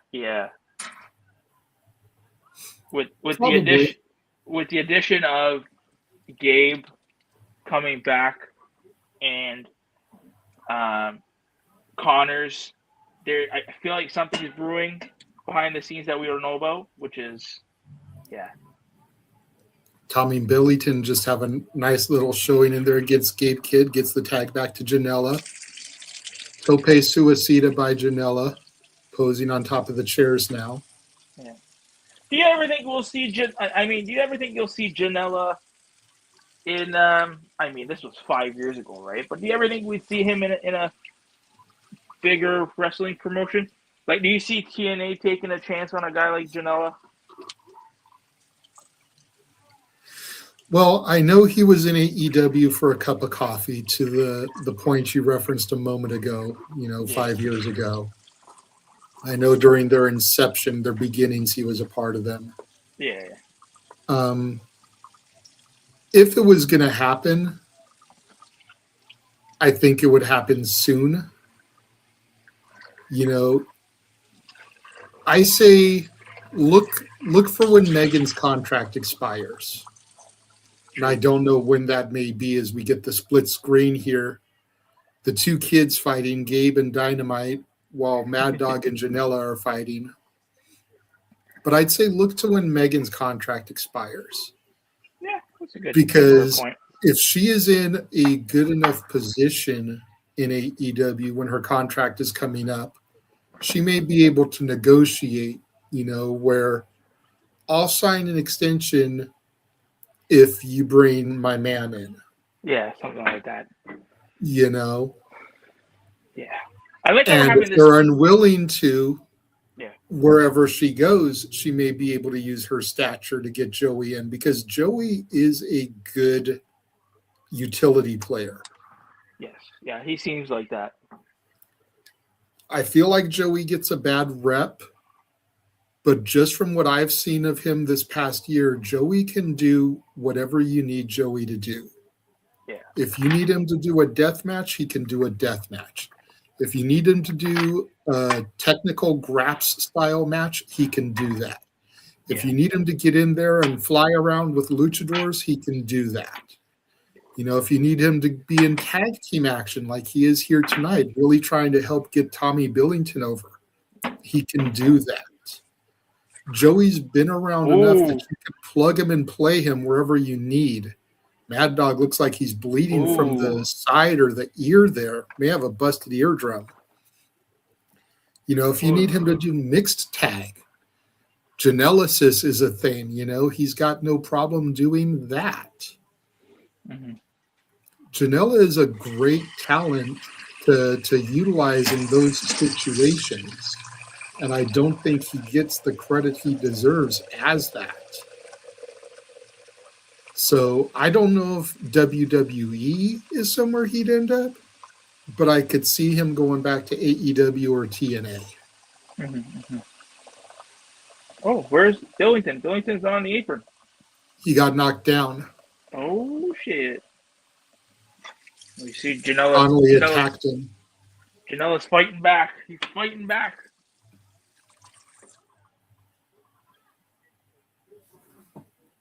I feel bad for Connolly, though. Look at this. Look at it. Oh, it's side of his head.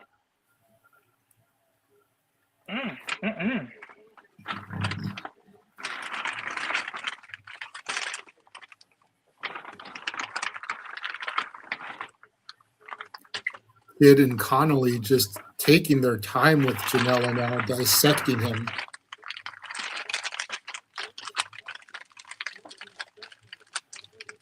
That they are. They're definitely manhandling him. Nice sidekick from Janela, trying to get a little bit of distance. Gabe Kid catches him, preventing the tag. Connolly again goes after Billington. Janela unable to get that hot tag. But if you know anything about Billington, or you know anything about his father, or the man who is heavily inspired by his father, you know the type of action that Billington can bring once he gets that hot tag. Yeah, we've seen him a little bit in AEW too. He really brings out that fight. He got a dog in the fight. Yeah, 100%. You know, Benoit heavily influenced by the original Dynamite Kid, and you could definitely see some of that when Billington got the first tag and was in there for those few moments before getting Janela back in here. And Janela been unable to get the tag since then. Up and over Connolly goes Janela. Dragon suplex. This is the opportunity for Janela to try to get that tag, but notice Gabe Kid's positioning where he can grab Janela's leg easily. Yep, and there you go. Just like you said. Yep. Gabe Kid slides right in, goes right after that ankle. DDT from Janela to Kid. But those moves, as effective as they are for Janela, are taking a lot out of him, giving the opposition a chance to get back up. Mm-hmm. You know, you notice Connolly in the corner finally gets the tag to Billington, and here he comes. Beautiful like arm drags. Like a bat out of hell. Back body drop. Irish whip to Gabe Kid. Smash mouth clothesline from Billington. Going up. Billington climbing to the top. Huge drop kick off the top there.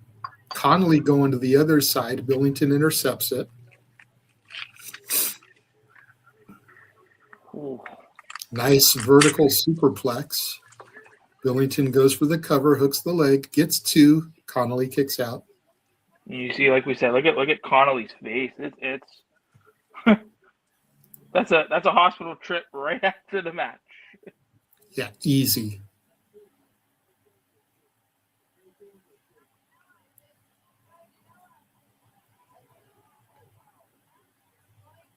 Yes, let me wrestle with just a Band-Aid on it. Ooh. Gabe Kidd comes in. Connolly smashes Billington in the corner. Double team work by the Dogs. Nice double team superplex. Connolly with the pin attempt. Gets two. Janela breaks it up. Ooh.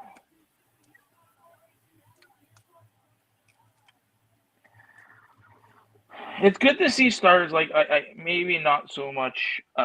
And this is the beauty about independent wrestling. I find, ever since starting to cover it with us here, you really see guys like Tommy Billington, really stand out.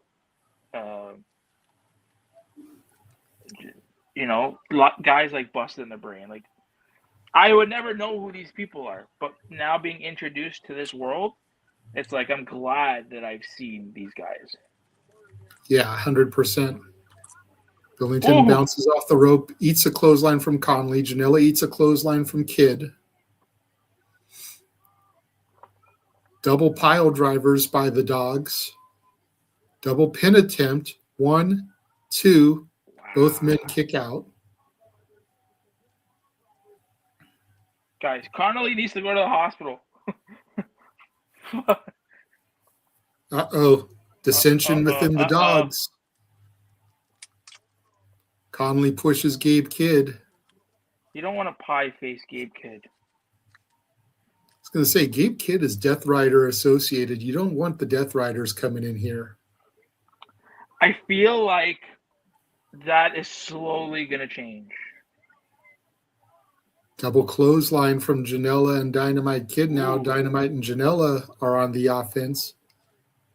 Discus clothesline from Billington drops Connolly. Double side suplex there. 1. Double cover. 2. Gabe Kidd breaks up the pin attempt. Must not be that mad at Mad Dog if he still wants to win the match. You got to figure if he was that mad, he would just leave Mad Dog hanging. That he would. Excuse me. No one ever accused Gabe Kidd of having honor amongst thieves. No, nobody.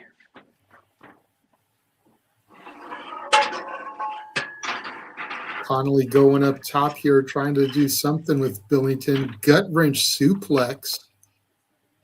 Hooks the leg. 1, 2. Billington kicks out.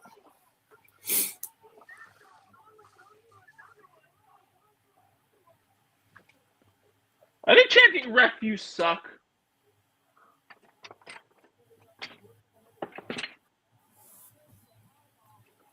Powerbomb attempt.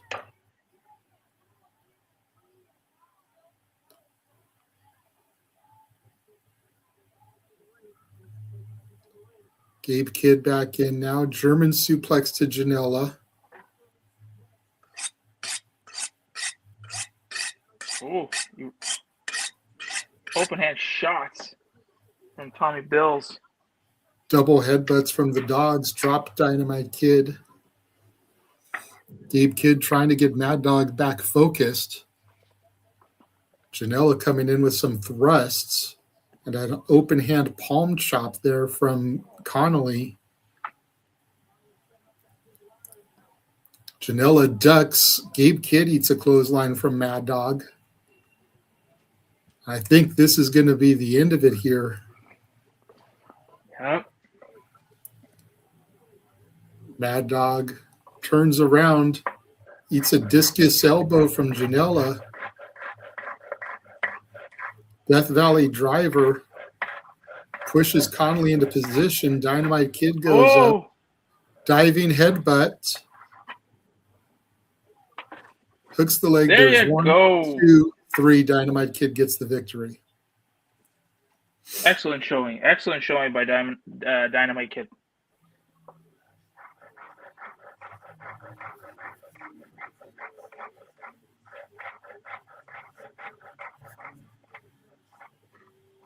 Janela.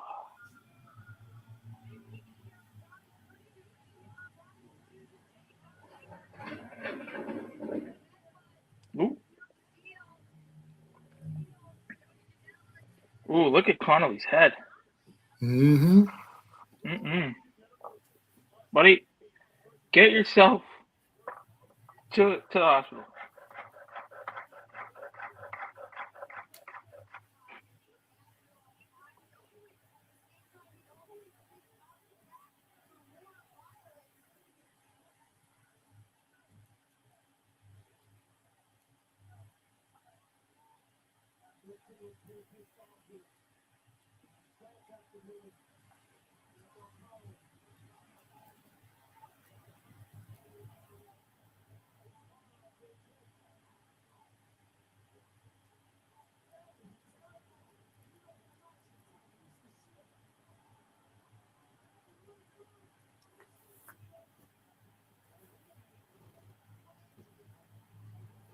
And now Kid and Connolly brawling on the stage area there. Did you hear what he said? No. Gabe is a dick. He's like, you lost us the match, you fat piece of shit. Like, wow.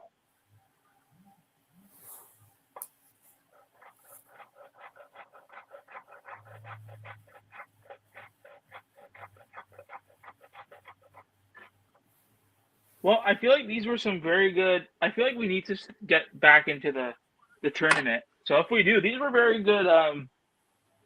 How do you say, cool down matches? Yeah. Like they were. Yeah. Ooh.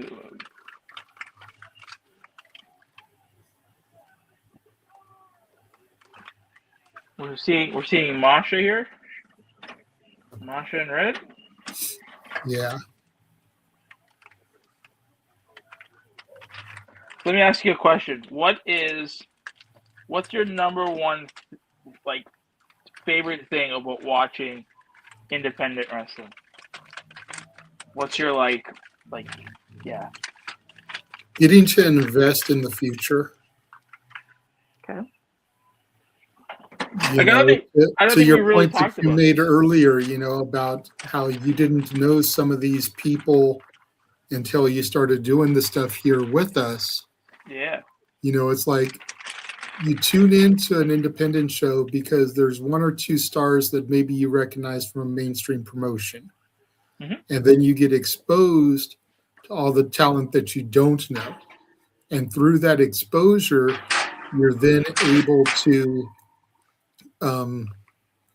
get an investment in these guys so that when something happens like Busta and the Brain getting signed, you're super happy for them because these are guys that you've been fans of now for months. Yeah.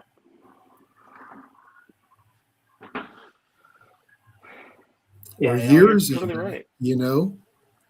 Granted, I wasn't really watching. I had taken my hiatus, but when Sami Zayn and Kevin Owens, came to WWE, that was huge. When Daniel Bryan came to WWE, I was still watching then, but that was huge because I had seen Bryan Danielson on the Indies. When Adam Pearce and Nick Aldis became figureheads, that was huge because I had seen Nick Aldis as Magnus in TNA. I had seen Adam Pearce as the NWA champion. So it's like I know these guys from back in the day, and now here they are making it in the big times. Yeah. Looking at what Cardona has done, from being Zack Ryder, from being an edgehead, to being the broski, to getting released, what he cut out for himself on the indie scene, to now be coming back as Matt Cardona, not as Zack Ryder. Yeah.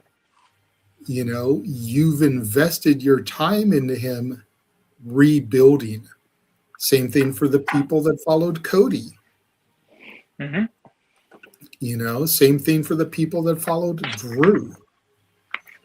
And Yeah. being able to see what they did, Sean Ricker becoming Eli Drake, becoming LA Knight.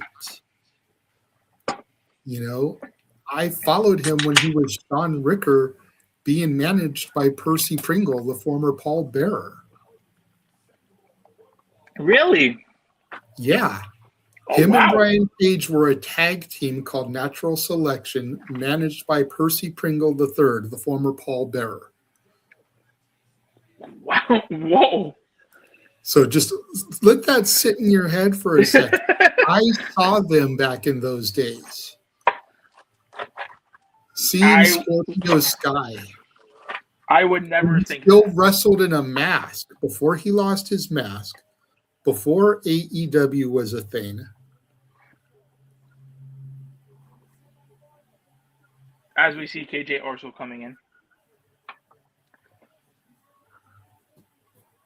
Yeah, wow, that's Jesus, JJ. That's you've been watching it for quite a while. But that's what I love about the independents, because KJ Orso, granted, people that watch AEW know him as Fuego del Sol. Yes. But he got released, you know, or his contract expired, however you want to look at it. I don't know all the specifics when it comes to AEW and Fuego. Mm-hmm. So we'll just say his contract expired, so as to not, you know, make it sound like we're hating. But much like Zack Ryder, who was released, he's reestablishing himself as KJ Orso. He killed the Fuego gimmick. He lost the mask. So now if he ends up going to a company, he'll probably get signed as KJ Orso. Yeah. And having watched him lose the mask, having watched all the stuff that he's done since then, you can't help but be happy, even as dastardly of a bastard as he is, you can't help but be happy if he makes it to TNA and the X Division as KJ Orso. Yeah. You know, whereas the flip side, Billie Starkz here, I knew her because of AEW and Ring of Honor through Tony Khan. Mm-hmm. I didn't know who Billie Starkz was before. No. You know, so I can't say that I've discovered her on the Indies. Yeah. Because I knew about her through AEW and Ring of Honor and being connected to Athena, being her minion in training. But I will say, much like I said about Judas Icarus and Travis Williams, I find the work she does on the independents better than the stuff she does on television. You know, and that's not a slight to the way that she's booked on TV, because I don't really watch Honor Club. I don't get to see all her stuff in Ring of Honor. But what I do see, the clips and whatever that I see, the highlights, I prefer her independent run. She was a member of our match of the year last year. Yes. It was, who was it? Her, Megan, and YDMP. And Miyu Yamashita versus Busta in the Brain and Marcus Mathers. Mm-hmm. You know? So just in that alone, you've got a WWE ID prospect, 4 AEW talents. Now, they weren't at the time, but 4 AEW talents, and then you got Miyu Yamashita, a hooper from Japan. Yeah. You can't get much more independent than that. No, you can't. You know, and to think that probably wouldn't be able to happen now, because with Mathers being on Evolve and Busta and the Brain being on AEW, I don't think they'd be able to team together anymore contractually because of being in rival promotions. Yeah. But it was able to happen at the time because Busta and the Brain weren't signed. Yeah, if that didn't happen, you would have never gotten it. Exactly.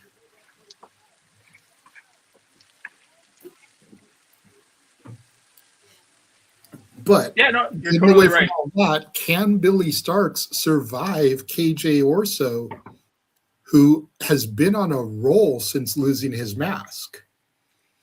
Yes, the very very top tier feud that he had with Sam Stackhouse and that whole rivalry that played out, throughout last year. Knee to the midsection from Starkz, clubbing blows to the back of Orso. Orso is a champion himself. He did not come out with belts, but I believe he holds at least 2 championships currently for other promotions. Tope Suicida from Billie through the middle and bottom ropes. Now she's posing on the chairs, trying to get the crowd fired up here.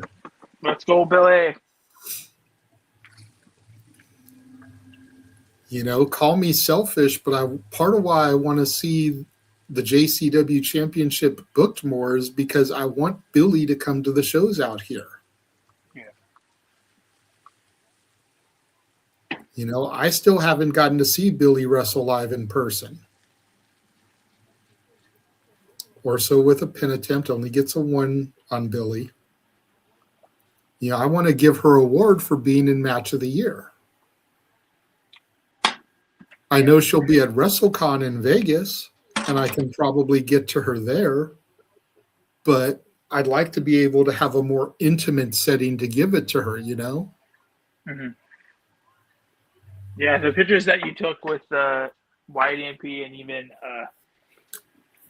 the pictures that Fremont and Lauderdale took, those are pretty cool. Right? And I want to get a picture of her with that.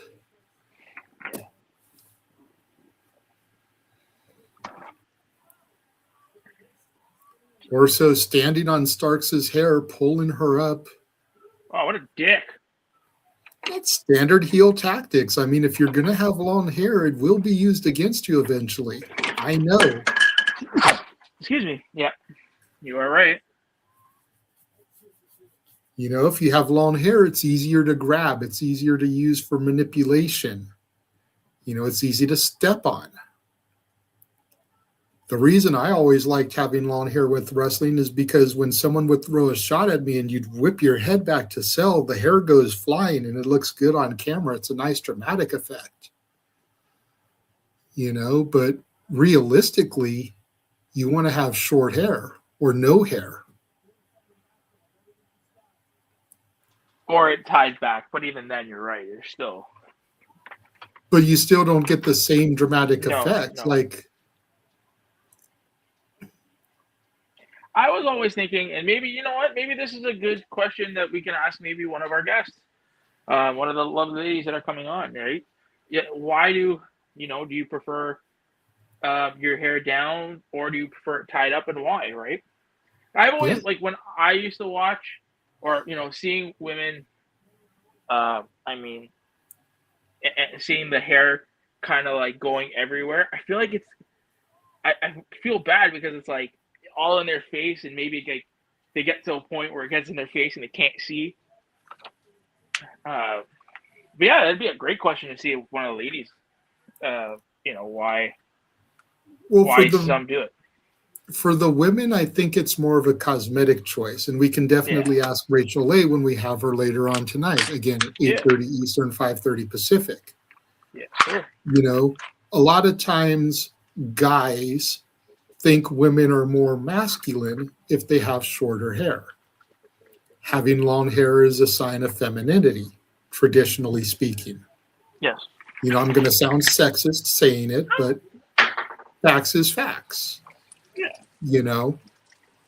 So I'm sure for a lot of women, that's part of it, because professional wrestling is an entertainment industry. We know sex sells.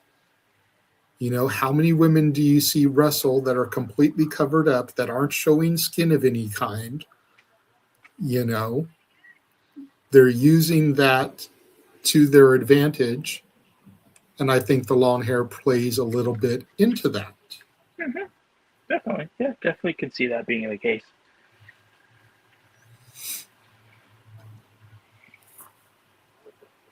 Orso just jaw-jacking Billie, trying to get into her head. Again, I think this is a great route for Billie. If she is going to make it all the way and retain her title, she has had a hard fought. Oh, referee kicked Orso's hand. Billie almost got a 3 count there. Orso charging in, nice side leg kick there. Perching Billie up on the top rope, but to say that Fancy Ryan Clancy was her easiest bout is crazy to say, because those two hooped the heck out of their matchup. Yeah, it was really, Then having to defeat Dereiss, having to defeat Orso, having to defeat Gresham or Mason. Like, that's a heck of a route for Billie, you know. Yeah.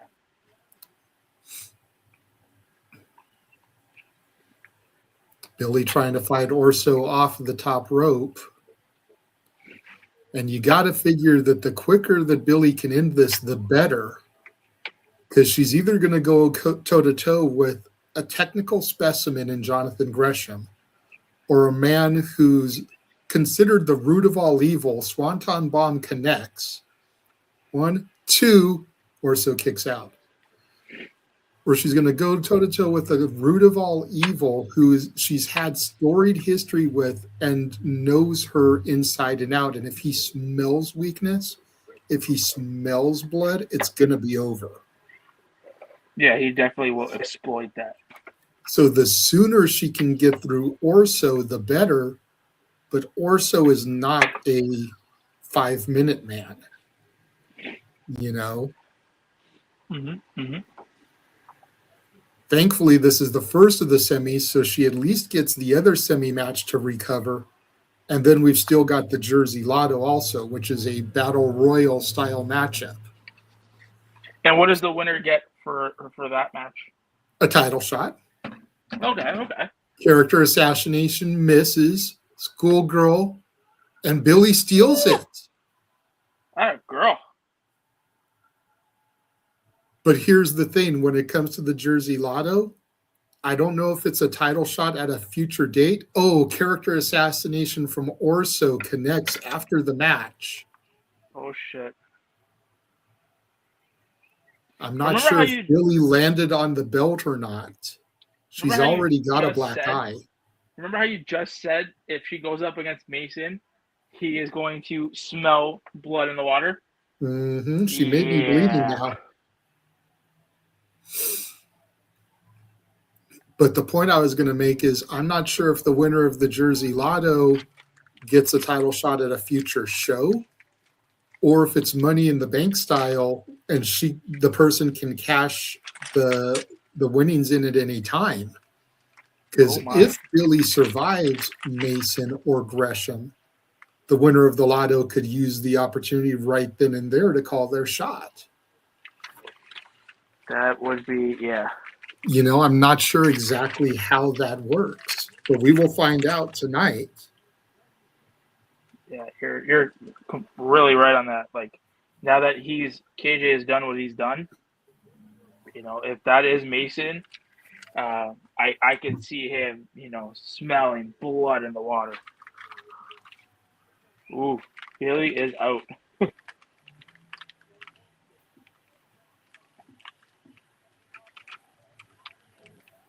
She's smiling. She's like, yeah. Ugh.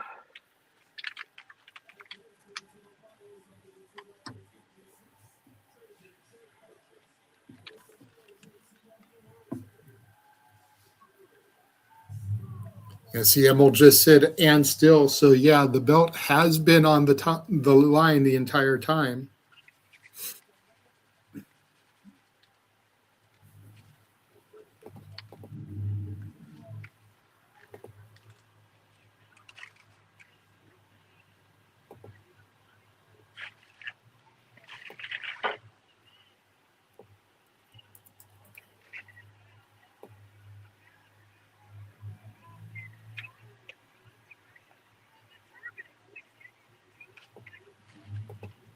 This is going to be huge finals 100%. with a Billie Starkz that's not maybe at 100%. This is huge. Well, in fairness, coming into this with a black eye like she did, she wasn't 100% when she fought Dereiss. No, not at all. But as we just saw on the screen, there is the updated bracket. Hey, Marco!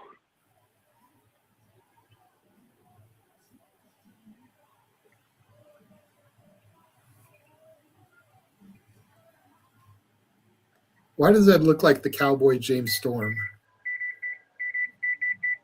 It might be.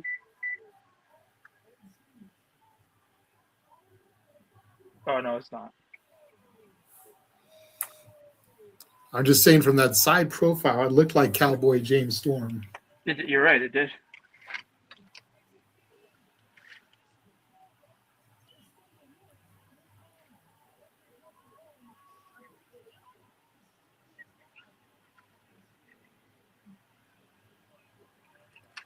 Marco Stunt. You remember Marco? No, I've never seen Marco. No, just these highlights that they keep showing of him. Not even in when he was like early AEW. I wasn't watching then. I was still on my break. I didn't start watching AEW until Punk came. Oh, really? Okay. And I only started watching then because of Punk. Yeah. So why did you take your break? I don't think I've ever asked you. I don't think we've ever really. I was getting tired of seeing the same people in the main event scene. Okay. You know, I was tired of seeing guys that I was investing my energy into not getting opportunities. And the opportunities were still going to Shawn Michaels, Triple H, The Undertaker, Randy Orton, John Cena, Dave Bautista, you know, Edge, before he had to retire. You know, I wanted to see the guys like Daniel Bryan, Wade Barrett, Cody Rhodes, you know, Zack Ryder, Kofi Kingston, all get their opportunities. Dolph Ziggler, Jack Swagger. And granted, a couple of those guys got opportunities, got money in the banks, had title runs, but they didn't get the pushes that I thought they deserved. Yeah. The Miz. The Miz main evented WrestleMania, defeated John Cena, but people remember that match more for the fact that The Rock interfered, cost Cena the match, and really was the jump off of their year-long rivalry that led to Once in a Lifetime. You know, which is why I always say, you know, The Miz defeated John Cena with absolutely no interference, no run-ins, no collusion. You know, I remember that. I know what happened, but I try to remind people like, hey, The Miz still won the main event of WrestleMania, defeating John Cena. Yeah. Like, let's call a spade a spade. Yeah.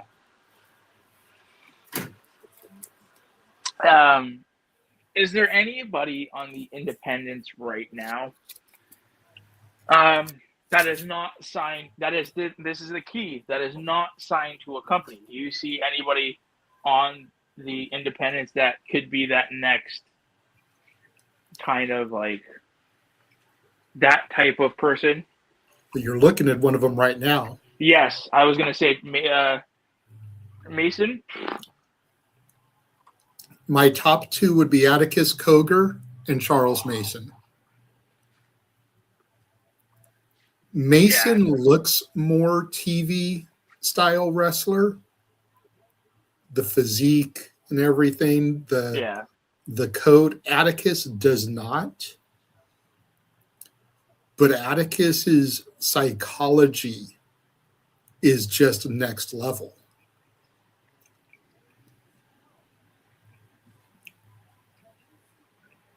Yeah, it'd be cool to see. Like I've always said, I think there was we did a live stream before. I think the first time I've seen Charles Mason, I said that, you know, it'd be cool to see him be like the leader of a darker, more sinister Dark Order, Mm-hmm. and then -1 having to come out and save them, saying that he, you know what I mean? Like he has that menacing presence. Mason does.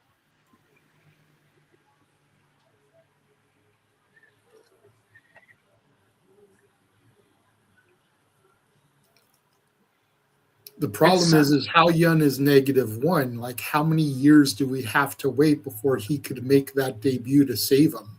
Yeah, it'd be a while. You know, I think he's only like 13 years old, maybe 14.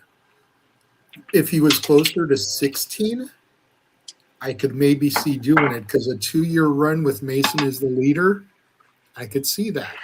Yeah. But a 4 or 5-year run, nah, that would be too long. Dark Order is already considered a joke. And yes, it's going to take time to rehabilitate them, but a guy like Mason could do that in months. No, excuse me. Yeah.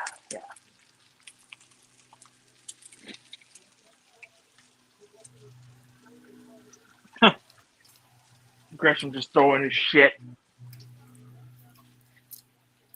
Still having fun with the fans, though, and then the fans tossed it back. Throw it back. Throw it back. Oh, man. If you guys hear noise in the background, it's because I'm chefing it up. Ah, what's for dinner? Ooh, we're going the Hello Fresh route, and we're making chicken and spinach in voltini. It's an Italian dish.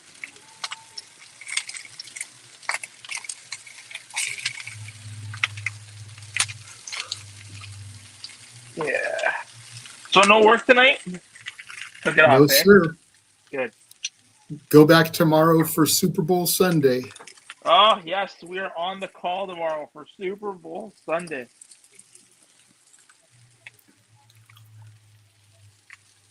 This might actually be Gresham's biggest test since coming back. Moriarty was a good warm-up at Superpower Slam. Such a great event. Adam Priest, Darian Bengston were good matches, but a guy like Charles Mason, who can hoop, who can grap, and who's just got that psychotic mind, might be Gresham's biggest test since his return.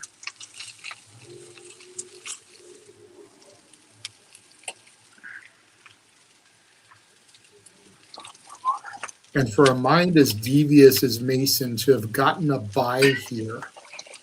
Yes. You know, have we asked ourselves if Charles Mason was the one who, sucked out Sinner and Saint to do that? Well, if social media is anything to go by, then he was, because there was a picture posted last night of Mason with them. It said, "Thanks for the bye, boys." Oh, shit. So again, like, Mason is known for having his stables. You know, in GCW, it's him, it's Slade, it's Cruel. You know, here it could be him and Sinner and Saint. Yeah. So you just don't know. And then who would come to Gresham's aid? Jordan Grace. Nah, she's WWE contracted. That ain't happening. No, I know. It would be funny. I could see, Busta and the Brain, considering they had the match with Sinner and Saint earlier. And maybe we get a 6-man at a future show. That would be cool. Gresham with a nice side headlock on Mason, using his weight advantage, but not able to get both of Mason's shoulders down. And now Mason, using some dastardly tactics, had the nostrils hooked. Oh, looks like James is coming back. Yay! Hello, James. James is back. James is back. Yeah, fucking sore as shit, but I'm gonna try to do the rest of the show. Well, right now we're in the middle of our second semifinal match. Gresham and Charles Mason hooping it up. Yeah. As they Billie do. Starkz just barely was able to etch one out of KJ Orso, so she's got to take on whoever wins here. Yep. At least we're on the final, 3 matches? Yeah, we've got this one to finish, then we've got the Jersey Lotto Battle Royal, then we have the finals. All right, cool. Nice drop kick there by Gresham, taking down Mason. Yes, very good. Gresham charges in, nice chop. Irish whip sends Mason to the opposite corner. Mason tries to get the boot up. Gresham blocks it. A chop from Gresham. Irish whip reversal from Mason this time. Mason charges in. Gresham sends him up and over the top ring post. And now Mason biting Gresham. Jesus. Always biting. Springboard drop kick from Mason sends Gresham to the outside. Very nicely done.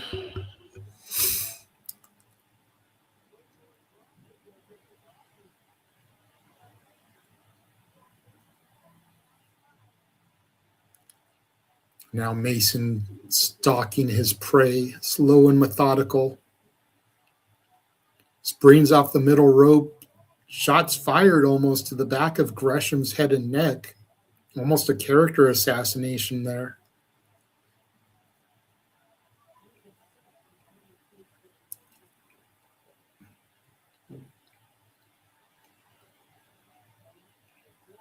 Mason throws Gresham back in.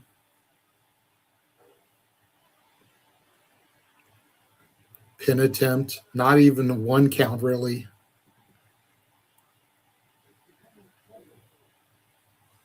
Knife edge chop by Gresham. Chop back from Mason. Sends Gresham to his knees. I don't know if you've noticed on this one, Nick, but we haven't really had the stalling that we had in the previous encounters for Gresham. No, we haven't, and it's really nice to see. Like, they've actually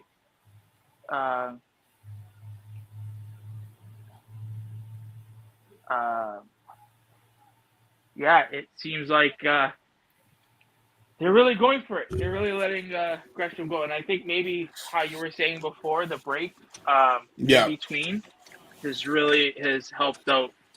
But as you can see, Mason's just like, yo, what you got, bro? What you got?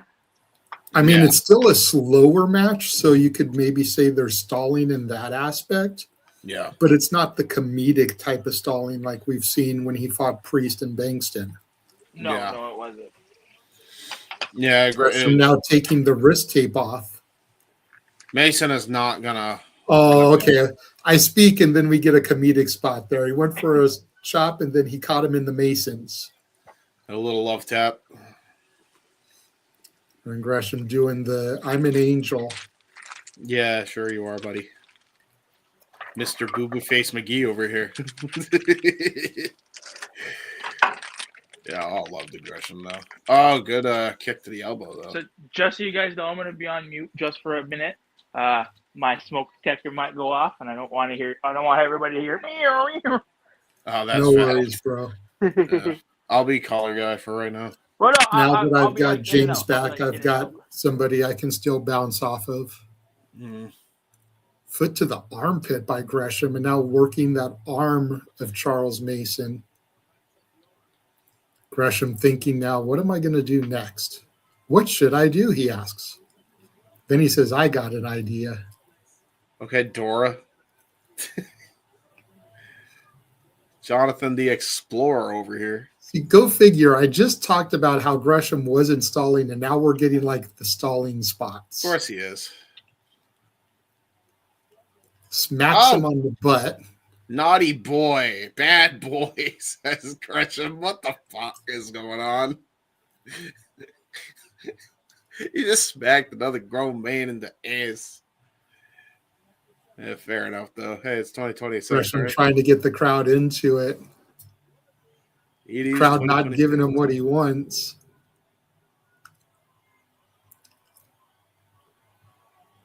Oh, God. Gresham telling the ref to ask him. Gresham now has another idea.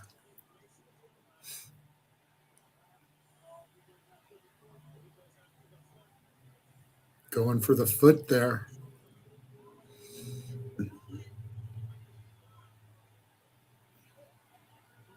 Oh, God.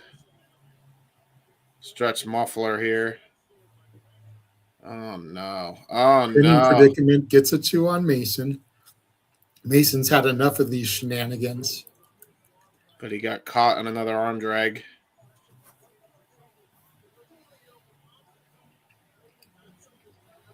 Now Gresham with some disrespectful boots to the side of Mason's head, but Mason's smiling and laughing because he's a demented, twisted you-know-what. Yeah, that's about right. That is valid. That is valid. Nice slap there. The mind games here can only work for so long. And again, risking for a time limit draw here. And then we would risk the semi. Then we risk Billie Starkz just taking the whole thing to herself here. Oh, fuck. Just punched him right in the snout, though, the Mason. Mason grabbing Gresham. Nice forearm shimmer. Shimmer. It's a good wrestling promotion. I like the It women. was back in the day. It really was. Don't know if they still are going, but, you know. Yes. By the way, Ryan did get back. He is currently live tweeting us around the air. So he is home, safe and sound with his madre.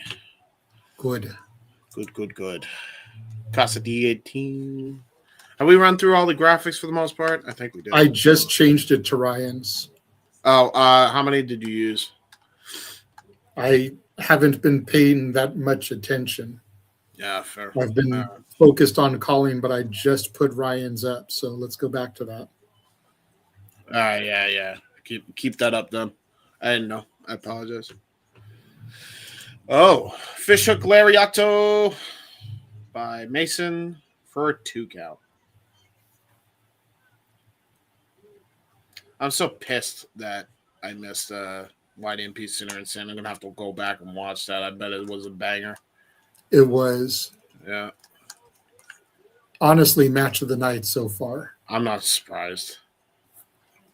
Janela and Dynamite Kid versus Gabe Kid and Mad Dog was pretty good too, though.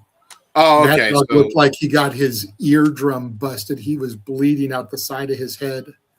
And then we still have one more match before the finals, right? Yes, the Jersey Cup Lotto, the Jersey Lotto. Gotcha. Which I'm not sure if it's Rumble or Battle Royal style, but it is an elimination in that vein. Winner gets a title shot. Gotcha. And as I was pointing out to Nick prior to this match, I'm not sure if the title shot is at a future show or if it's Money in the Bank style and they can call their shot whenever they want. Because if it is, and Billie manages to get past whichever person wins this match, they could very easily take the opportunity to cash in here tonight. And take out a battered and beaten Billie Starkz that's already had 3 matches. And survived the likes of KJ Orso and either Gresham or Mason. And we did see Billie get attacked by Orso beforehand, right? Mm-hmm. Yeah. Just prior to this match, after the match, character assassination from Orso to Billie onto the title belt, it looked like. Yeah, I mean, this could be after bad. she had already won. So, again, if it's a call your shot whenever you want type of thing, I could definitely see it being executed here tonight. Yep. Offense chops traded back and forth by the competitors.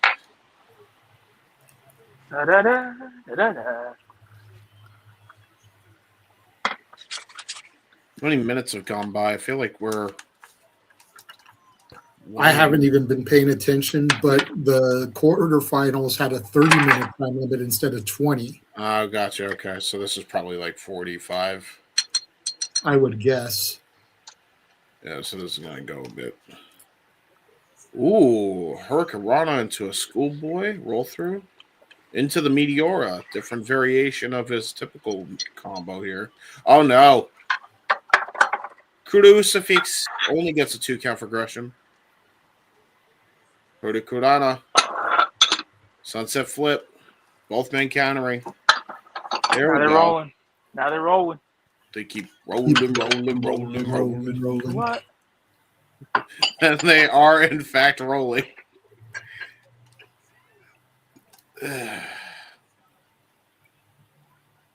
Backslide. Ooh. Turns Mason it in. Sets him up. Ooh. Turns it into that Spicoli driver.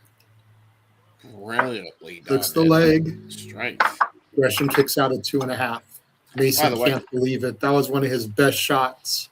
That was really good core strength, by the way, by Charles, because like the way he did that was brilliant. And James, also Charles is brought a in lot the of chat. strength. Okay. No, this Charles. I'm not on screen. He's on screen and stuff. He did a really good ding with the power bomb into the Death Valley. He did cool things on the internet. Yeah. I try to. And then When you're allowed to. When I'm allowed to, I really do great things. And then people fuck me. They pull a fuck on me. You fuck on me. Whoa. Hey, yo. Both men just chopping the hell out of each other. You can see the sweat flying now. Oh, I think Gresham's playing possum here. He went for a chop, and he dropped to his knees. I agree. Yeah, yep, you're springboard moonsault takes Yeah. Mason down. Mason rolls to the outside. Tope suicida from Gresham to the second row. Throws Mason back in. Springboard up and over. Arm drag flips over. Locks him in a submission here. Whoa. Gresham is on a roll. There's one. There's two. Mason kicks out. I see what you did there because he got him in a roll up, so he's on a roll. Gresham definitely trying to kick this one up a notch here. Nice clothesline, turns Mason inside out. Hook of the leg. Gets two. Mason kicks out. And you can tell, I don't know, JJ, I don't know if you can tell, but I see that, from Gresham's first match tonight to this match, he's exponentially kicked it up a notch. You can see it every time. Yeah, he got his feet wet in the first match for sure. He's just made his way back, so I think he's finding his rhythm again.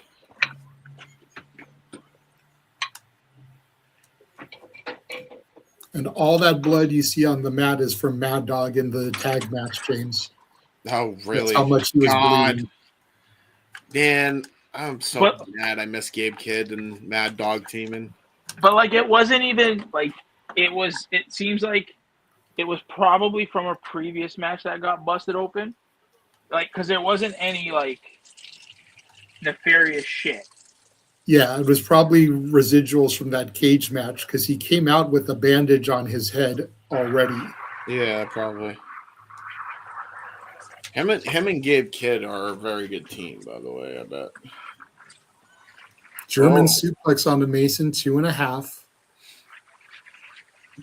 Gresham still maintaining control there.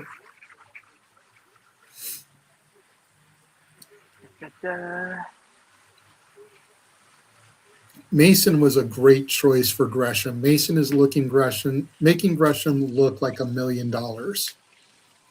Not that Gresham needed the help, but coming off of a stroke the way he did, Mason is a great adversary. Yeah, 100%. I'm gonna go for straight jacket, German. There's one. It. There's two. Mason barely gets a shoulder. I love that straight jacket, German. Very nicely done. Greatly executed. He's still maintaining wrist controls, by the way. Hey, what do you think their pre-match meal is? Oh, octopus stretch. Buy the octopus. I give you shit for not. You can calling. buy that octopus shirt at shopwc.com. There you T-shirt go. or hoodie. There you go. The octopus and the octopus stretch. I would give you shit, Nick, for not calling the action, but considering you're the Canadian king of food all out. Listen, I have been really good tonight, okay? Yeah, I know. He really has been. Rolling Spicoli driver again from Mason. I think this is it. He's going to try to go for that tombstone pile driver, that cradle tombstone of his. Oh, his arm's giving He's one. got Gresham up, has the cradle, drops him. Ooh. 1, 2, 3. Wow. Very Mason nice. just eliminated Jonathan Gresham, thereby busting Ryan's bracket. Well, because he had Gresham pinned to win this whole thing. I guess I'll be calling the final by Mason and Starkz. Yep. And now remember, JJ, remember what we said. This is a callback to the I Quit match now between Billie and Mason. So I like how they're continuing this little mini story arc between the two. And this is what I feel like independent wrestling can be good at, right? Like, yeah, you have shows here. Gresham actually, was that a mocking shake of the hand, or did he actually shake the hand for real? I'm not sure.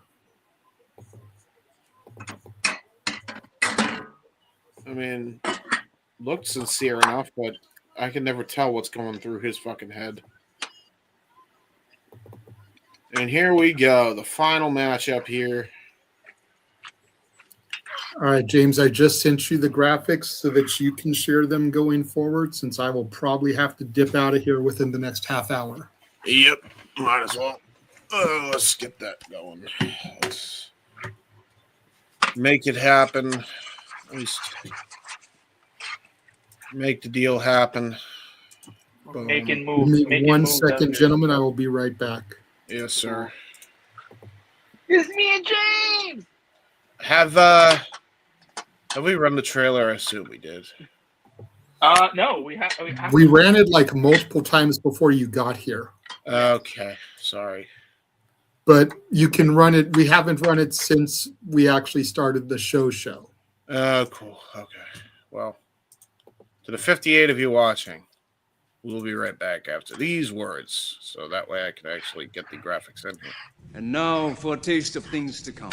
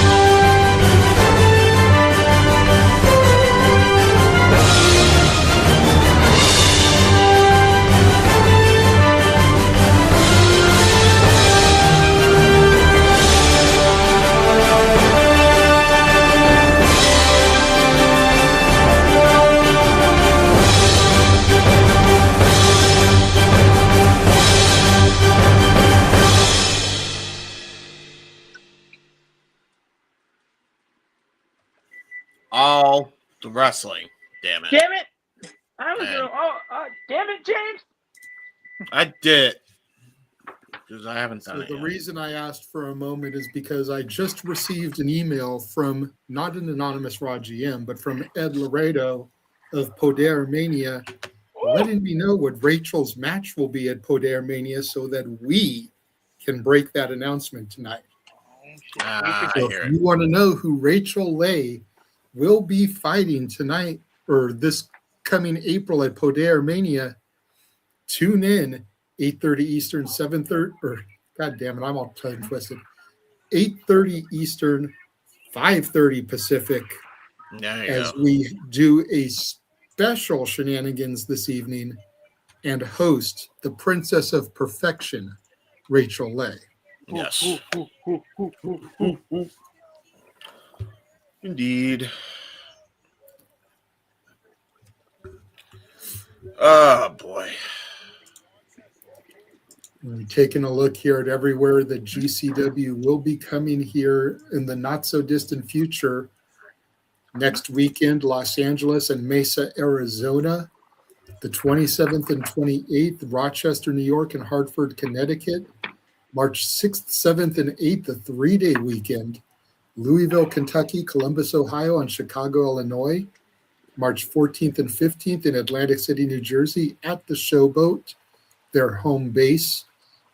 April 4th, back to LA in the Ukrainian Cultural Center.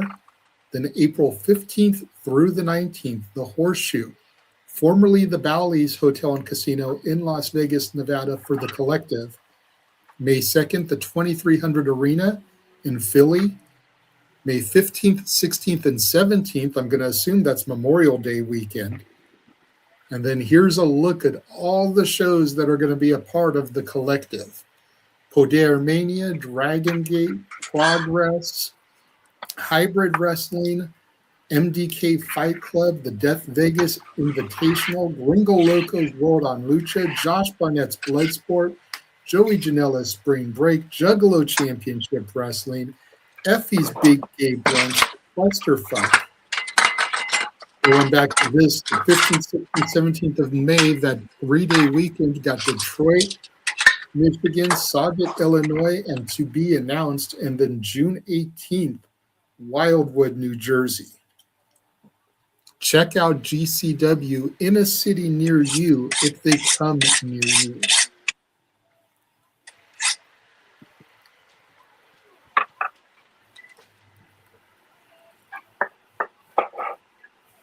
It is definitely worth the time and the investment. Yeah.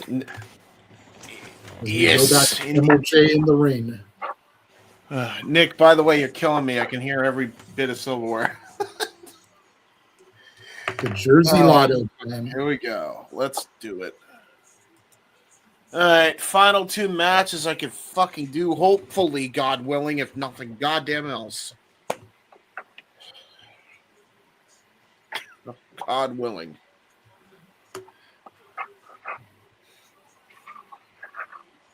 Let's see.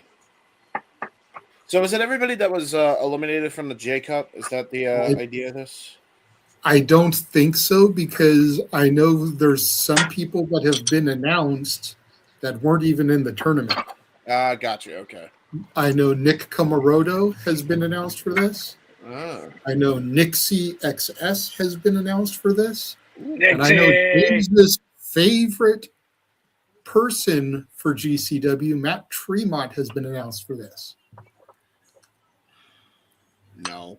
But here's Adam Priest. So, yes, he was in the tournament. He wants his get back. He was eliminated in the first round By Jonathan Gresham. There he was. Who made it to the semis. Wearing some Kill Bill ass pants, by the way.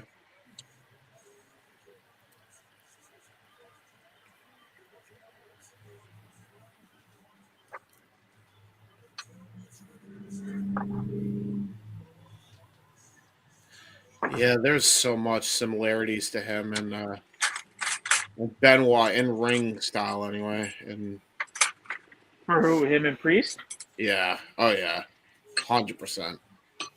Just his mannerisms, the way he's intense in the ring, the way he just takes himself super serious, his build, even everything about him. It's just like spitting image of like early Benoit. LeBron Cozone, entrant number 2. Yeah, I love me some LeBron Cozone, baby. LeBron Calzone? LeBron Cozone, not calzone. Stab it. Well, for the Canadian king of food, it definitely makes sense for him to say calzone. Okay, come on. But Let him stick with the shtick. He's Cozone. JJ, may I ask a request? Put respect on his name. What's up? Can we ask Rachel Leigh? Can we ask her what her favorite pre-wrestling show meal is? We need to know. The audience needs to know. Are you trying to turn me into Muscle Man Malcolm? What's your Waffle House order? Yeah, really, brother. What's your pre-match meal? Dude, that Muscle Man Malcolm clip with John Cena is goated, by the way. Sorry. Completely unrelated here. But Adam Priest, excuse me, and LeBron Cozone, there's some history between these two. Wasn't Muscle Man Malcolm a lumberjack last week? He was indeed. I didn't know who he was, by the way. Only afterwards did I know it was Muscle Man Malcolm. But yeah, these two have had some bitter rivalries in the past. At one point, Adam Priest actually beat LeBron Cozone for the DPW World Championship. So you got to imagine there's still some bad blood between these two men. That has not subsided by any stretch of the imagination. And that is coming to fruition. At one point, LeBron Cozone, former DPW national champion, I believe still is, dodges a lariat. Nice roll through there by Cozone. Nice spinning back elbow strike. So do we know if this is a battle royal or? I think it is. It's got to be, right? Jersey Lotto. Feels like it. Looks like we're getting another entrant here. Is there a timer, guys? Can we do a timer? Matt Mako. Oh, Matt Mako is Matt Mako. We've been impressed by him in the past. Him and Josh Woods had a great team up at one point. They were actually a very formidable team. You had the Greco-Roman catch-as-catch-can style Josh Woods, and then Matt Mako with his MMA style ability. But look at this. Looks like Adam Mako and Priest are going to work together here. Honestly, probably the smartest thing you can do against a bigger man like Cozone.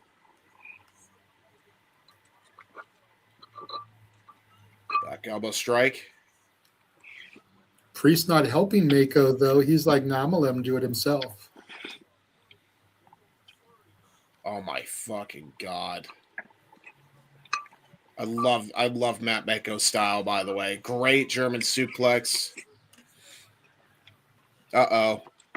Better not get hit by Mako. And if you get that reference, then you're as old as me, if not older. And you're probably from the New England area. I was going to say, I don't get it. I'm older than you, but I'm not from the New England area. So yeah, that checks out. I'm probably older than you, and I'm from Canada. I don't get it. That's true. Here comes Manny Lowe. Manny Lowe going to help his partner out here, LeBron Cozone. They've teamed together in the past. He's trying to help out his best friend here. Manny Lowe was in that 6-person match yesterday. Another eliminated participant.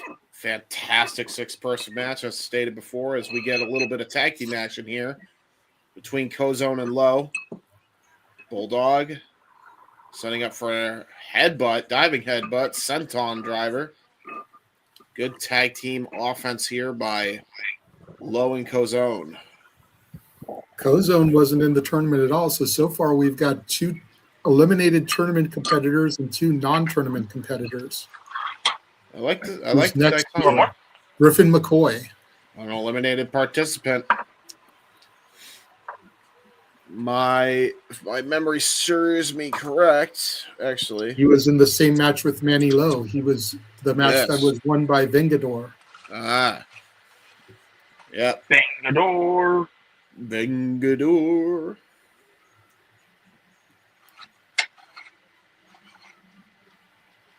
So I know. I'm gonna ask a not wrestling question to you, James. How excited are you for the Super Mario Galaxy movie?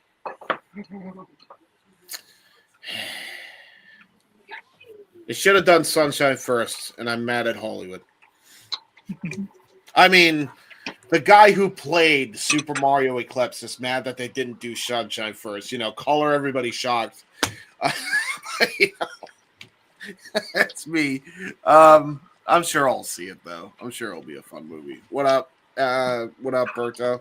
Good to see you.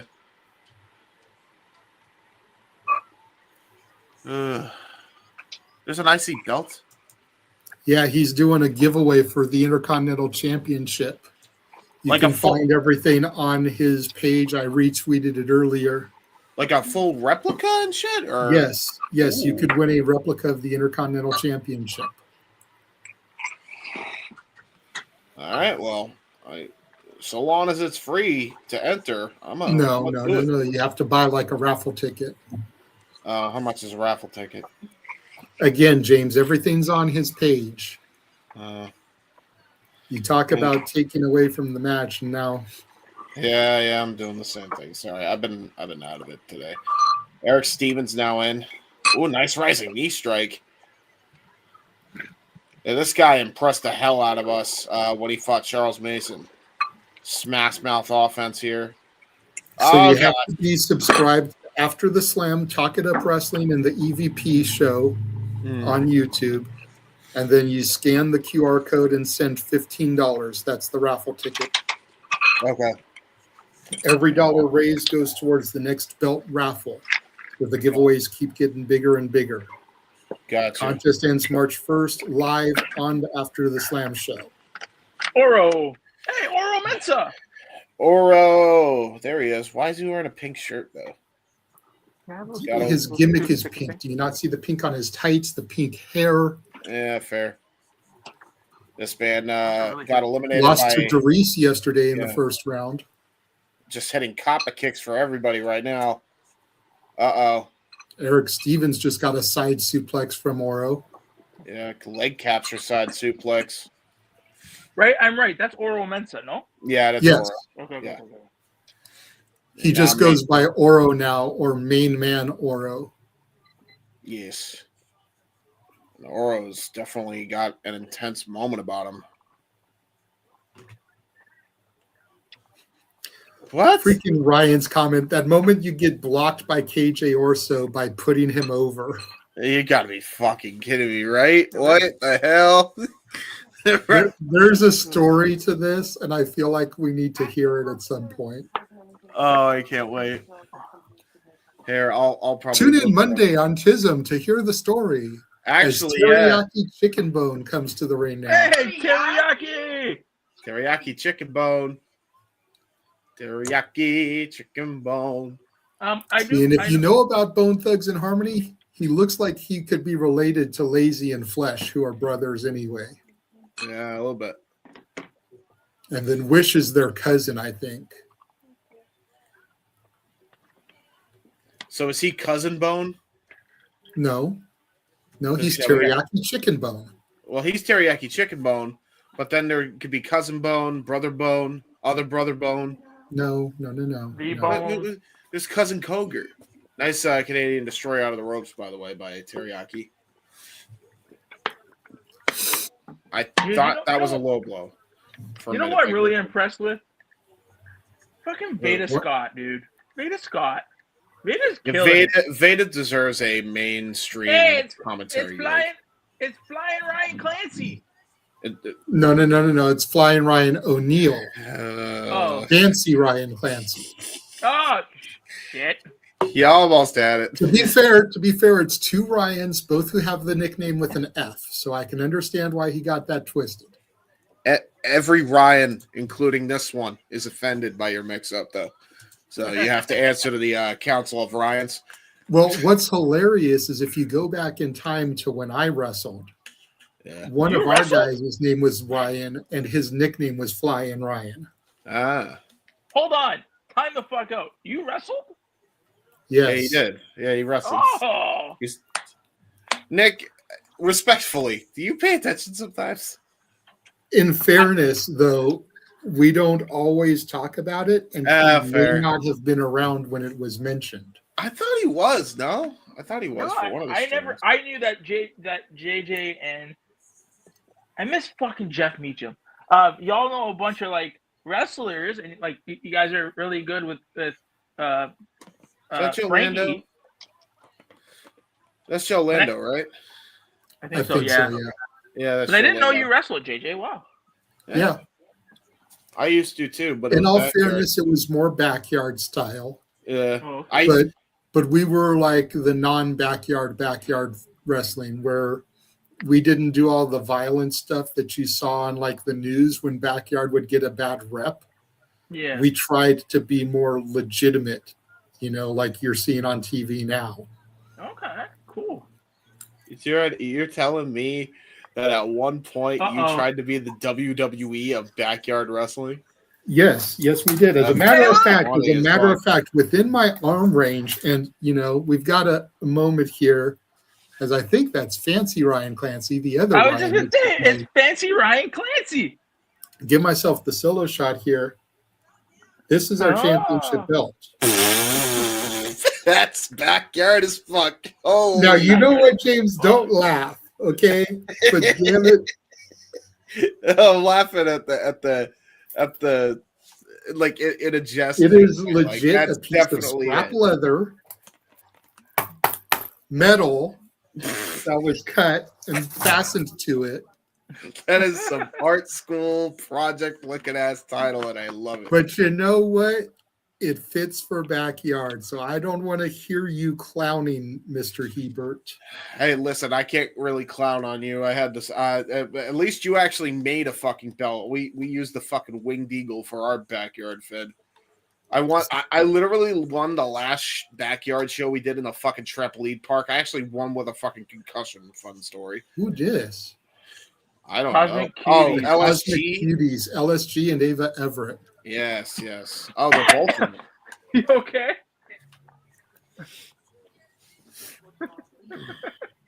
But in all fairness, James, we used to use the foam WWE titles too, until we got tired of it, and we were like, you know what? Let's make an actual belt. I think Splash Round's coming again. Yeah, you're right. That's valid. If we went on a little longer, that probably would have been our next phase. Cosmic Cuties doing a little tag nice team head scissors to teriyaki. Into a jab. Super kick. So I'm a little bit confused. How are we winning this match? I'm not sure. I see everybody on the. I mean, you guys. I mean, to be fair, they could, actually. That's a fair point. How are we winning this match? Why is it just chaos? Yeah. In fairness, we were talking when Emil was explaining the rules, and they didn't post a graphic explaining the rules. So, well, whose fault is that? I think I heard Emil say that it needed to be a pinfall. So by that logic, one of the Cosmic Cuties could just lay down and then have the other one pin. But yeah. I don't think the girl is in the match per se. Yes, she is. Why wouldn't she be? GCW does intergender wrestling. Billie Starkz is the champion, has to fight Charles Mason for the JCW title. Why can't Ava be in this match? They came in. I thought, okay, I guess they came in at the same. They came in as a duo. Yeah, they came in together. Okay. Okay. Cosmic That's Cuties something that they're known for. If you watch the Cluster F Battle Royal from Mania, oh god, they had like full-on stables enter together. Oh Jesus. I remember this guy. What's his name, though? I forget his name. Dude's looking like a Temu version of Shane Taylor or Ahmed Johnson. No, but he's really good, though, and they didn't give him a fucking graphic, you assholes. How do you give everybody else a graphic? You give the Cosmic fucking Cuties a graphic, but not this guy. Well, dude, I mean, look at her. She deserves a graphic. What more about than him? He does. On Black History Month, you're gonna let this guy not have a fucking graphic? How dare GCW? Oh, hey, don't start that now. That's all you need. We need. Don't start that shit. Sorry, man. Hey, listen. It's all in jest. I'm only kidding. I believe that is What the fuck is his name? It's like on the tip of my tongue, and I don't remember. King. I'll just call him King, but he is a king. Kenny King? Not Kenny King, not the one that showed up on AEW recently. I'm talking about, but his name is King. I just don't know his first name. So King in the ring, Kozone now in the ring.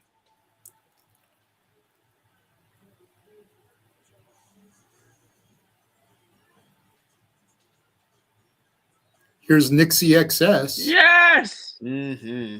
At a girl. I love me some Nikki. Hey, by the way, great wrestler. The Versace of violence is here. She's a feisty one too. She took a little bit of a shot at us. She seems like she'll. To be fair, I mean, hey, we are marks. I can't blame her. Okay, but you know what? I've been trying to reach out to her to get an interview because she's going to be on Poder Mania too. You know, me and Nick been trying to interact with her. All I tried to do is tell her to check her DMs because she had a request. And she's like, y'all are just talking to yourselves. No, I think that was that one interaction. To be fair. But yeah, she probably gets like a ton of DMs. That's probably why she says that. And in fairness, like I get it, but like still, you know. Did Nikki win? No. I want Nikki to win. Can Nikki win, please? Yes. Nikki XS, please win. I don't think there was a referee, and I think that's what the mix-up was. She was like, where was the ref? Griffin. There was no need to sniff Nikki like that. That Why Jimmy did Lloyd? you sniff her so bad with that big boot? Yeah, that's Jimmy Lloyd. Yeah, fucking Jimmy Lloyd gets goddamn graphic, but not Nikki XS or fucking King. They don't get graphic. Okay. Fuck me, I guess. Bastards. Fucking, of course they get to give to the fucking pasty white big dude. I should know. I don't think Joe Lando got one either, okay? Yeah, that's fair. So cool your shit. I want So it's not the blacks and the women that they disrespected, okay? That's fair. There is a pasty white boy that they disrespected. And you know what? That pasty white boy deserves respect too. Joe Lando does not deserve not to have a graphic, okay? Especially when you use the Backstreet Boys as your entrance theme. Yeah, I mean, come on now. Who's this? Nick Comoroto. Yeah, that's He comes out to this song? Yeah, of course he does. Yeah, Nick that's smart.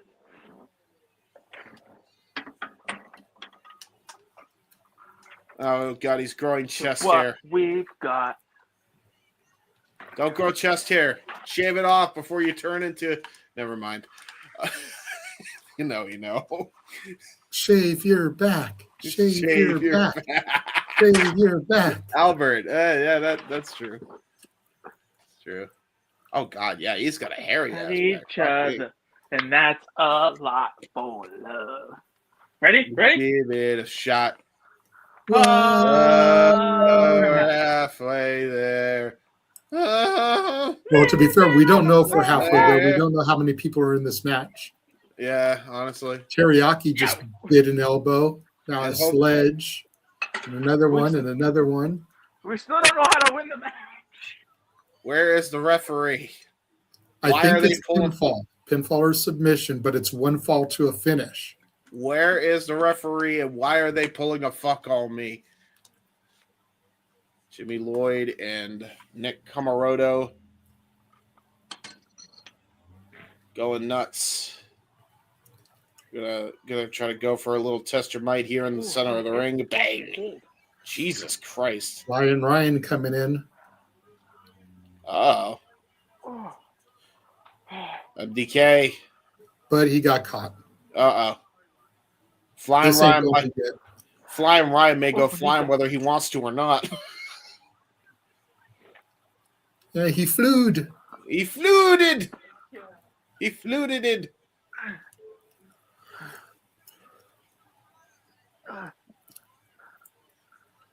So what happens if you just have all of them go into the ring? Like, is it just like the ring clip? No way! What? Huh? James's boy, Matt Tremont. I'm scared. No pus bubbles, please. James, you ready? James, you No. ready? 1, 2, 3. Ah, ah, ah, ah, ah, ah, ah. That's the guy. In fairness, considering this is a battle royal and the only blood we really saw were in the Mad Dog matches, I think you're safe, James. So Sure? I think everybody had to come in because the ref has now come into the match. What? Oh. They're still singing the song. And it's James's favorite ref, Scarlett Donovan. Yay. Hi, Scarlett. We love you. At this point, I'm going to leave y'all gentlemen to the rest of the show. Nick, I will see you for the regular shenanigans tonight. James, I will see you when I see you. Have a good rest of the call. Good job, sir. Thank Remember, you. you left. What did he say? What were you going to say? I'm still in the backstage. Remember, pre-show meal. Pre-show meal. Okay. I'll probably go into their chat and write that. Oh, shit. Oh, man, that means I'm play-by-play. I can't be color guy anymore. I got to actually take this serious. This is a battle royal, though. So the crowd decided we are now going to hijack the show so we can sing the rest of the song. I still love you. Always got somewhere our separate ways. God, man, Tremont, listen, yes, the best entrance on the indie. Well, they love them some Tremont. They love them some Journey. I think Nick Camarado might be a little bit peeved though, and I don't really blame him. Oh no! Yeah, remember when you said there wasn't going to be blood, Nick? Remember?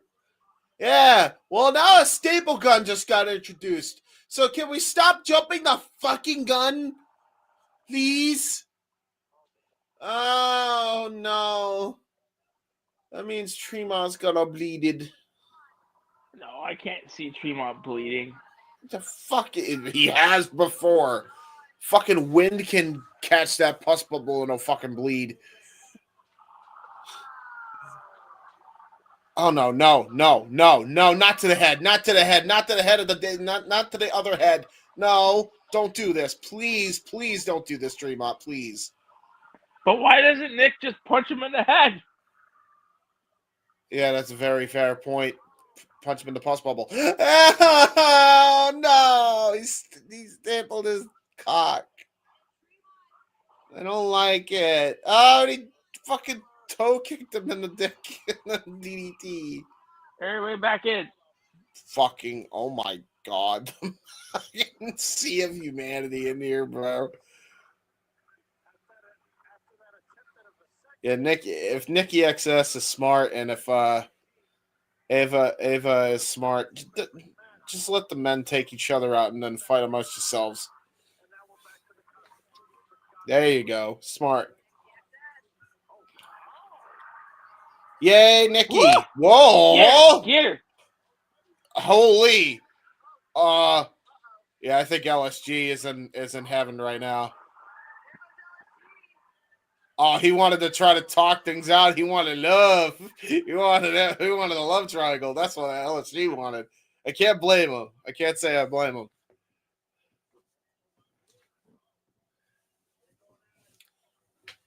Cat fight? Literally a cat fight. It's a straight up cat fight. Why? Cat fight! Cat fight! Insecurity by Griffin McCoy to Matt Mako. Jesus Christ, dude. Okay. The women are brawling away, and LSG is trying to keep the peace between them because he wants what he wants. And now they're gone. Why did they go to the back? The match isn't over yet. Hey, why are you fucking with my kayfabe like this? Hey. And now Tombstone. Keep your eyes on I can hear your feed. Oh, Joe Lando. Oh, he does the shooting star elbow. And now Mako writhing in Going back. Oh, yeah, I can hear your feed, by the You way. can? So, Okay. yeah. Okay. I'll turn it down a little bit more. By the way, Joe Lando with the shooting star elbow. Now I know who he is. He's a part of the fucking tag team in progress, and they're a great fucking tandem. In fact, I want to see them fighting YDNP, but I don't know if they retain. Did they retain? You can spoil it for me, Nick. I requested. What? Did YDNP retain? I assume so. Yes, sir. Yeah. So I want to see them versus CBT because that's Joe Lando's team, and I think that team can slap with YDNP. That would be a tremendous matchup. God, how many fucking dives are we gonna do in one match? Oh God, flying Ryan O'Neal almost just ate shit off the senton to the outside. There's a lot of people in there. Yeah, I think it's a bit too many people.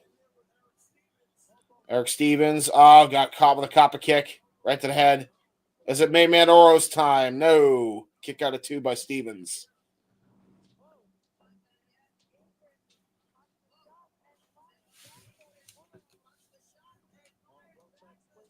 Ooh.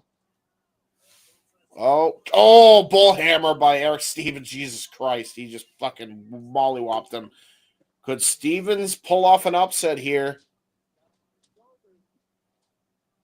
Oh, what the hell is he thinking of doing here? Oh, what the fuck?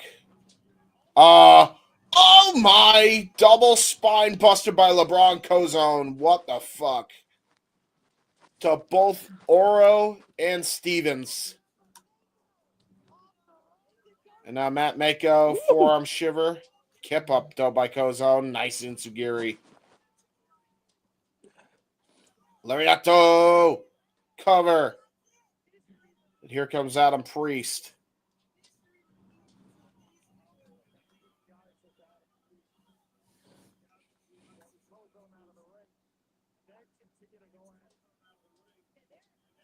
Oh, now they're leaving.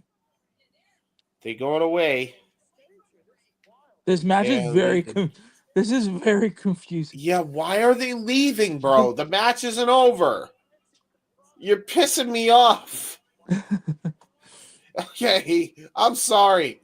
I'm trying to be profesh, but they're blatantly just leaving when they still are in the match. It's really derpy. What is the point?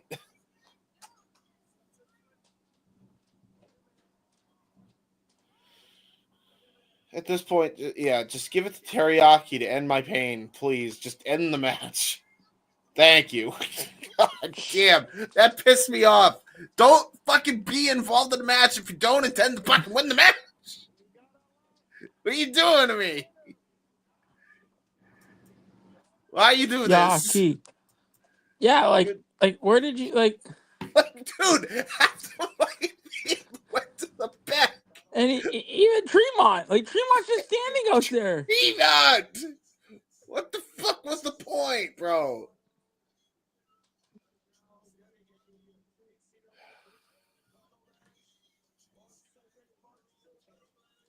So on Sunday, March 15th is when he's getting his JCW title match. Oh, good for Teriyaki. Ryan Clancy giving respect to Teriyaki. But what the fuck, bro? The only reason he won is because half the field went to the back and the other half didn't give a shit.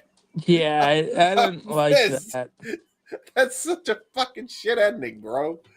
What are we doing? Fuck, man. Anyway, main event time.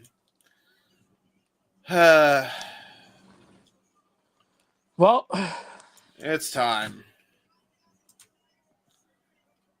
If you guys can, I'm going to run through the plugs because I want to try to get out of here ASAP before the main event starts. I want to run through these plugs real quick so that way we can, get the hell out of here at a reasonable time for JJ's interview with Rachel Leigh.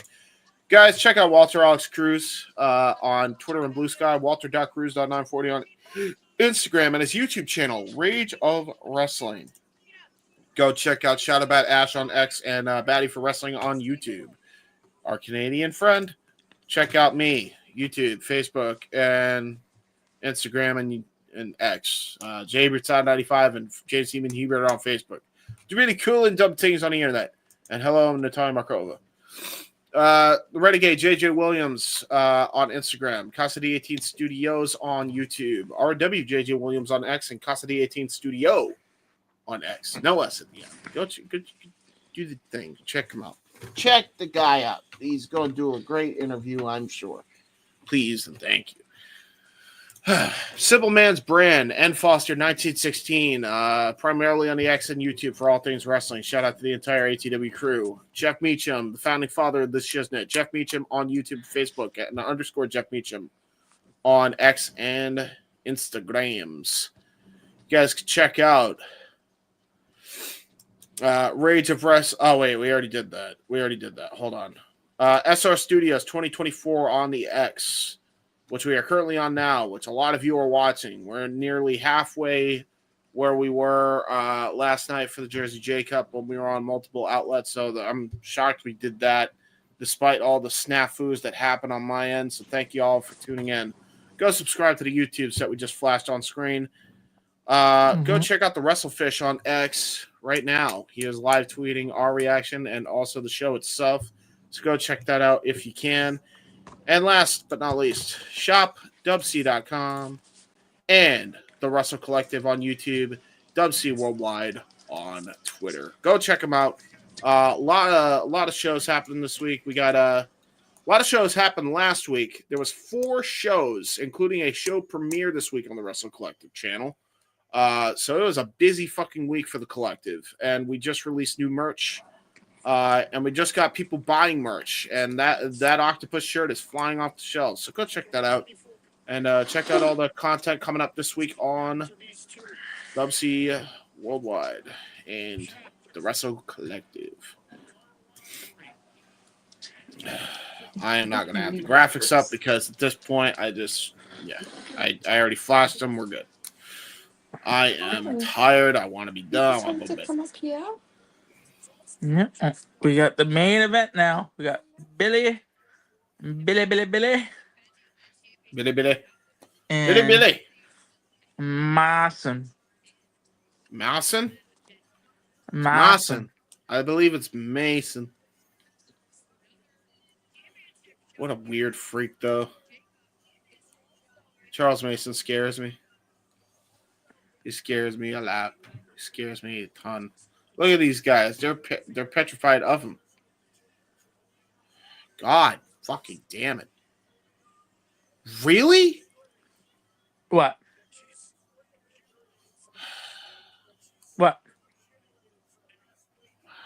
You gotta be kidding me. I'm getting a call from fucking Gary, and I'm in the middle of this fucking thing. Nope.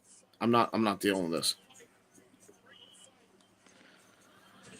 I don't give a fuck. I told him not to, and he fucking does it anyway. I'm not. I don't even care. I'm fucking going on the air with this shit. I don't even care, and I'm not gonna fucking call him. I'm gonna call Dad, and I'm telling him either he's doing it or I'm not doing it because I'm not fucking dealing with it. I'm gonna go on mute, but yeah, I don't even. Yeah, go on mute. Go on mute. Oh, see, we got Mason. We got Mason coming up over here. So we got the finals. We got the finals of this tournament for all the marbles. And like we said repeatedly, the last time Mason and Billie were in the same ring, it was their I Quit match that Billie won. So we will see how this plays out. Should be definite. Should be a good match. We got to remember too, Billie's not coming in at 100%. So we let's see what happens.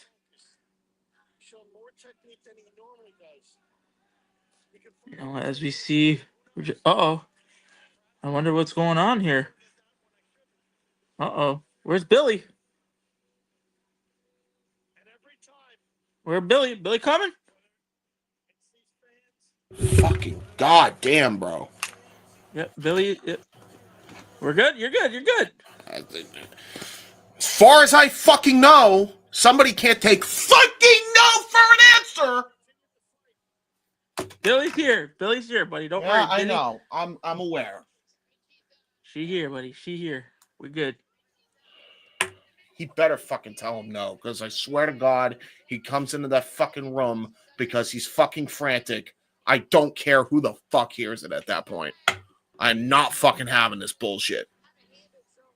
I hear you, buddy. So fucking stupid, bro. Should have already been done with this last week. And here he is fucking making a goddamn bitch and a moan about it this week. Fucking over it. I hear you, buddy. But let's try to block it out. Let's try to block it out. JCW World Title on the line. Finals of the Jersey J Cup. Billie Starkz, Charles Mason. I was saying to the audience, the last time we saw these two was in their I Quit match. Their I Quit match, indeed. It's about the trophy. It's about the championship at the end of the day. Oh, Billie all limping and shit. Yeah, she got fucked up. Big time, she got fucked up. This is the main event of the evening, and it is the... What's up?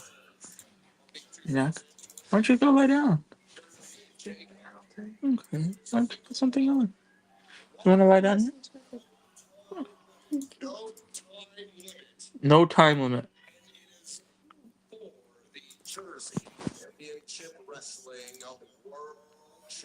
Well, there we go. At least we're synced for this match. There's a black eye. There's a huge shiner on Billie. And look at Mason, man. He is barely... The most he has is a busted arm. Honestly, if Billie's smart, she's gotta go for that arm the whole match. She's got to target that arm, pinpoint the whole match here.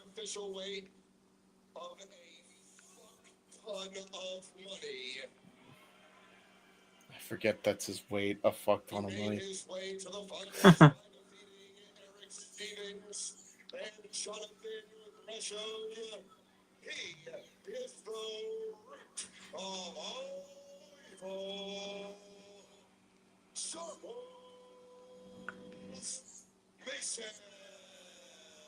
Mason.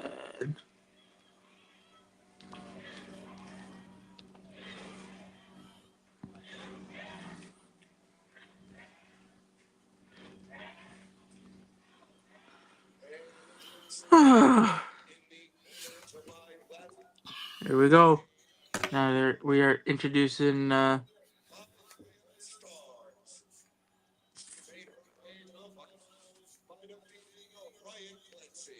Yep.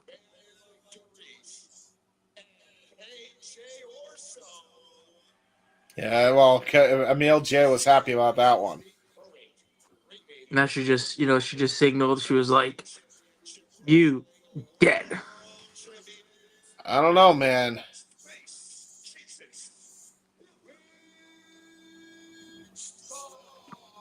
At least Starkz is still, at least in good spirits. I don't know how you can be after the beating she's been taking from a lot of these competitors, by the way. J Cup chance here. What has been an excellent tournament thus far. Championships and trophy being shown.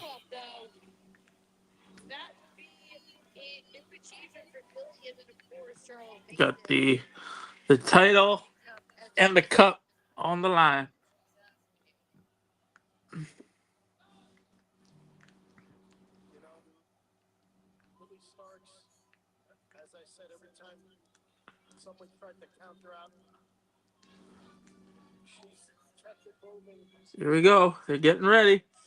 Pump up the crowd. Let's go. Let's go. Crowd is ready for Billie versus Mason. This has been a very storied rivalry between these two. Mm-hmm. Oh, let's see. We got Walter in the house. Hey, what's good, brother? What's up, guys? We got Walter here. I was just checking on y'all. Oh, dude. I'm back out. I was just checking to see how y'all was doing. I'm good. I'm just fucking stressed. Seeing you tomorrow? Here we go. We got the Super FYI, Bowl tomorrow. I will see. I hope you have a good Super Bowl, guys. Yeah. FYI, and I'm just gonna say this on the air now because what I say goes. I'm taking the weekend off Walter, what next time does the week. Super Bowl start? Was it 2?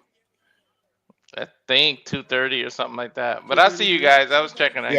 Yeah, that's fine. Just know, Walter. I don't know what you guys have to do. Oh, he's already out. All right.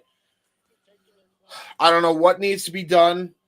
I'm taking the fucking week off from watch-alongs completely. Billy's like, yo, come at me, bro. Come at me. At least for next week, because I need the fucking weekend reprieve from the bullshit that I had to ensue this week. I am sore. Yeah, right. Come on, Billy. Don't fall for that shit.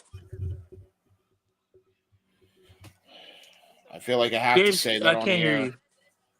Why can't you hear me? It's me. It's on my end. I gotta back out. Come back in. Hold on. Okay, that explains everything. Fuck me. All right. Well, as we wait for Nick to come in here, yeah, guys, I'm definitely gonna take the weekend off next week. No watch-alongs from me. So whatever we got to do is whatever we got to do. It probably won't air on the collective for this week. It is what it is. We'll come back the week after. It just is what it is. I need a weekend after this. So nice arm ringer there by Charles Mason. Again, he is favoring that arm, and if Billie is smart, target that arm. Target that arm for the remainder of this matchup here. I'm convinced she still has a concussion, by the way, and she's competing with a lot of fucking injuries to her. She's defended this championship, which makes her matches infinitely more harder because they are gunning for her, and she made a huge target on her back. 3 in a row, suicide dives here by Billie Starkz. Tosses Mason back into the ring.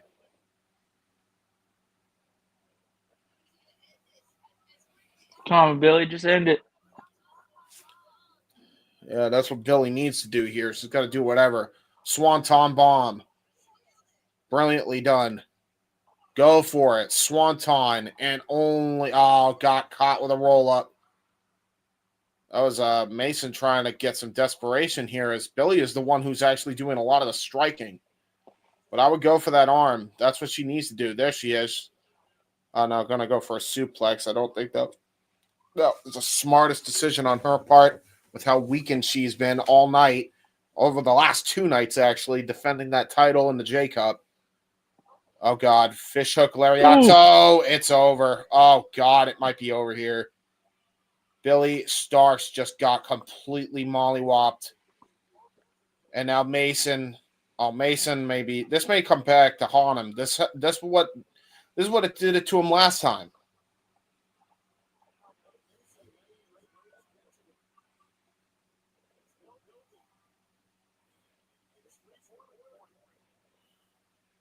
And Mason is just brutalizing Billie.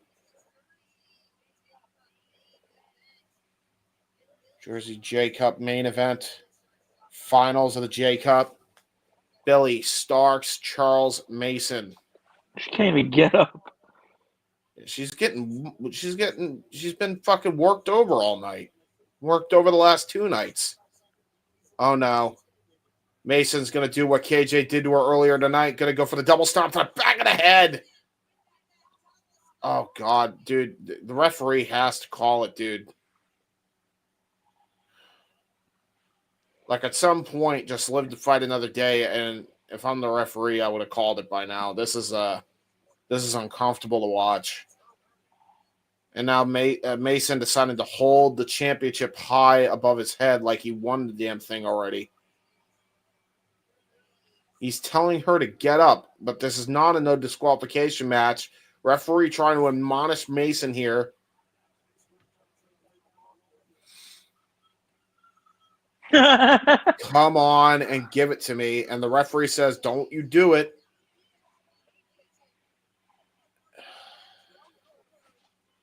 Mason is getting told if he does it, he will lose. And I think Billie knew that. Got him in a schoolboy. Oh, small package. actually. And now Billie may have gotten a second win here because she finally got an opening. Canada's won their first Billie medal. Starkz, reversal, I think it's big women's boot. skating. Sounds about right. Bronze.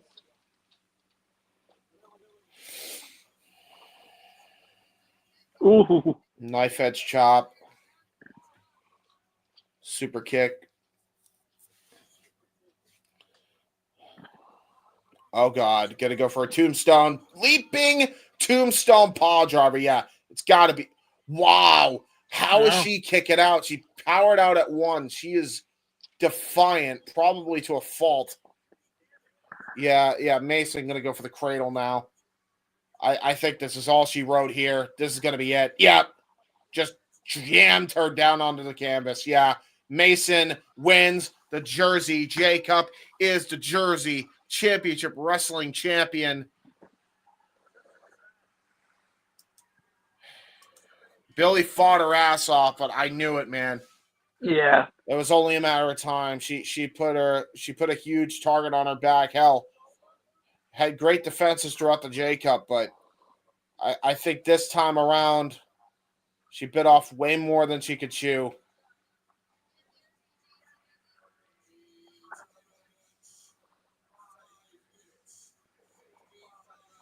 That's a short fucking final, by the way.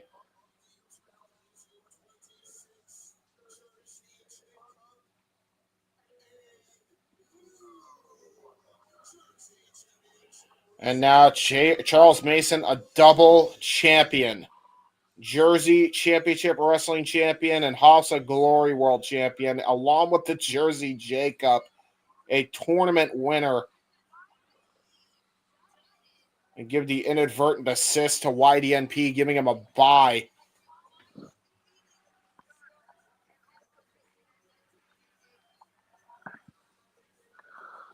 Oh, wait a minute, though.